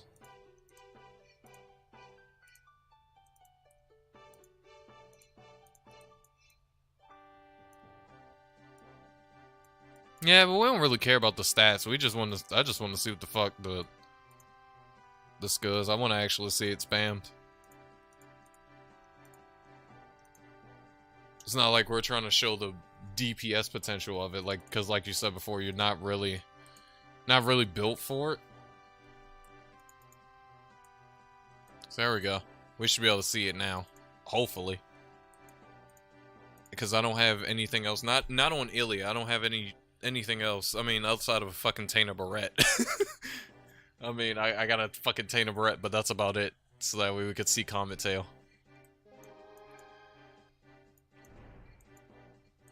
Alright, but let's see Comet Tail in action.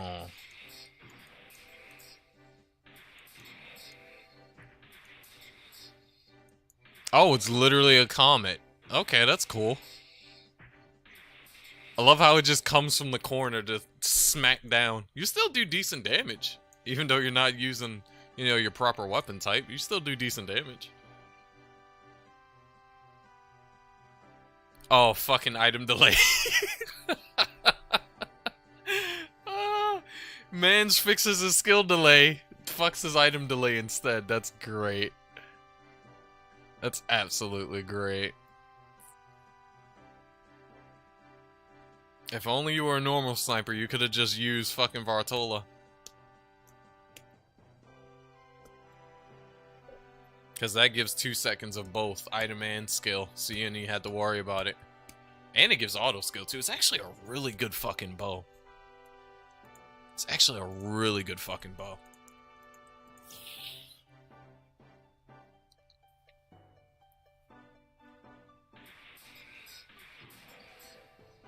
Yeah, you do have a really good special build, but as far as trying to do this shit, what would you need for your special set to, or for your special bow build in order to actually like utilize CF?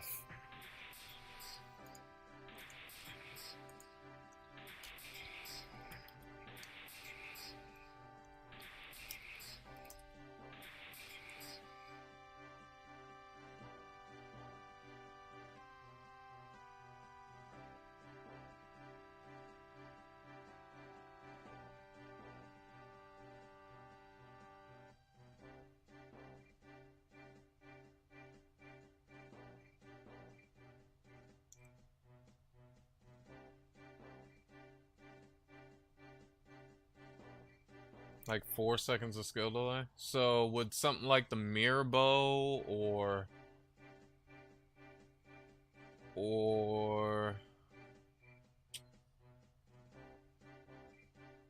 I guess something like the mirror bow will work. Mirror bow, Hullum Nemes, Monty Barrett. Mirror bow, Hullum Nemes, Monty Barrett, Thimble. And then fucking I don't know what else. I'm trying to think of what else you could put on to get it to work. You wouldn't necessarily need Union, Sam. You could get the shit without using that fucking crystal. Trying to think.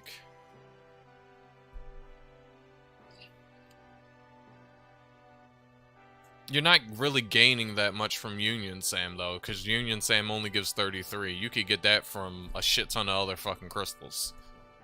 You can get more than that from just using normal crystals, but it does have that massive delay. Yeah, that's the only thing, but, I mean, the delay you can get from other ways. Because Mirabo itself, at least the SS version, gives 1 second of both skill and item delay. So that's a second. Hullum Nemes gives like 1.5 up to like 2 seconds of item delay. Monty Barrett gives like a second of skill delay. So now you've got like 2 seconds on both. So now you need like about 2 more. 2-slotted Thimble with like 2 Angas or 1 Anga and 1 Talon maybe. I don't fucking know. And then fucking like maybe like 1 or 2 quick uses, and then some AIs. But it's definitely possible. And then you could put like damn ideas on damn near like everything.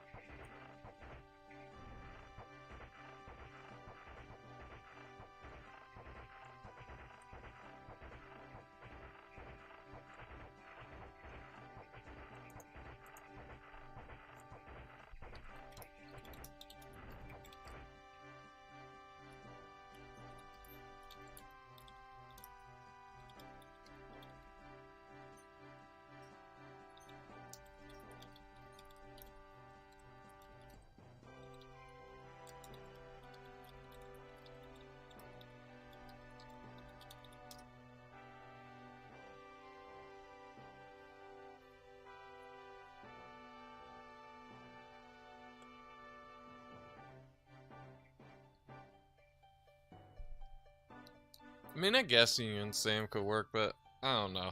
I just don't like the idea of Union Sam.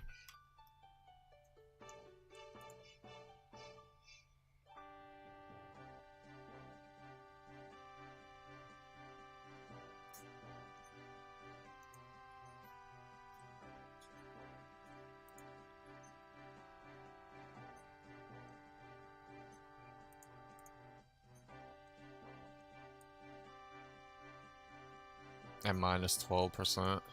Huh. That's interesting. Well, I mean, at least we seen Comet Tail. We know what it looks like. And we know how cool it looks.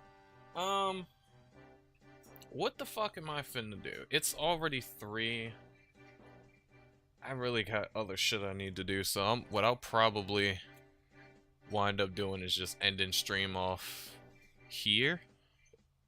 And then next time I stream next time. I'm trying to make it soon. Because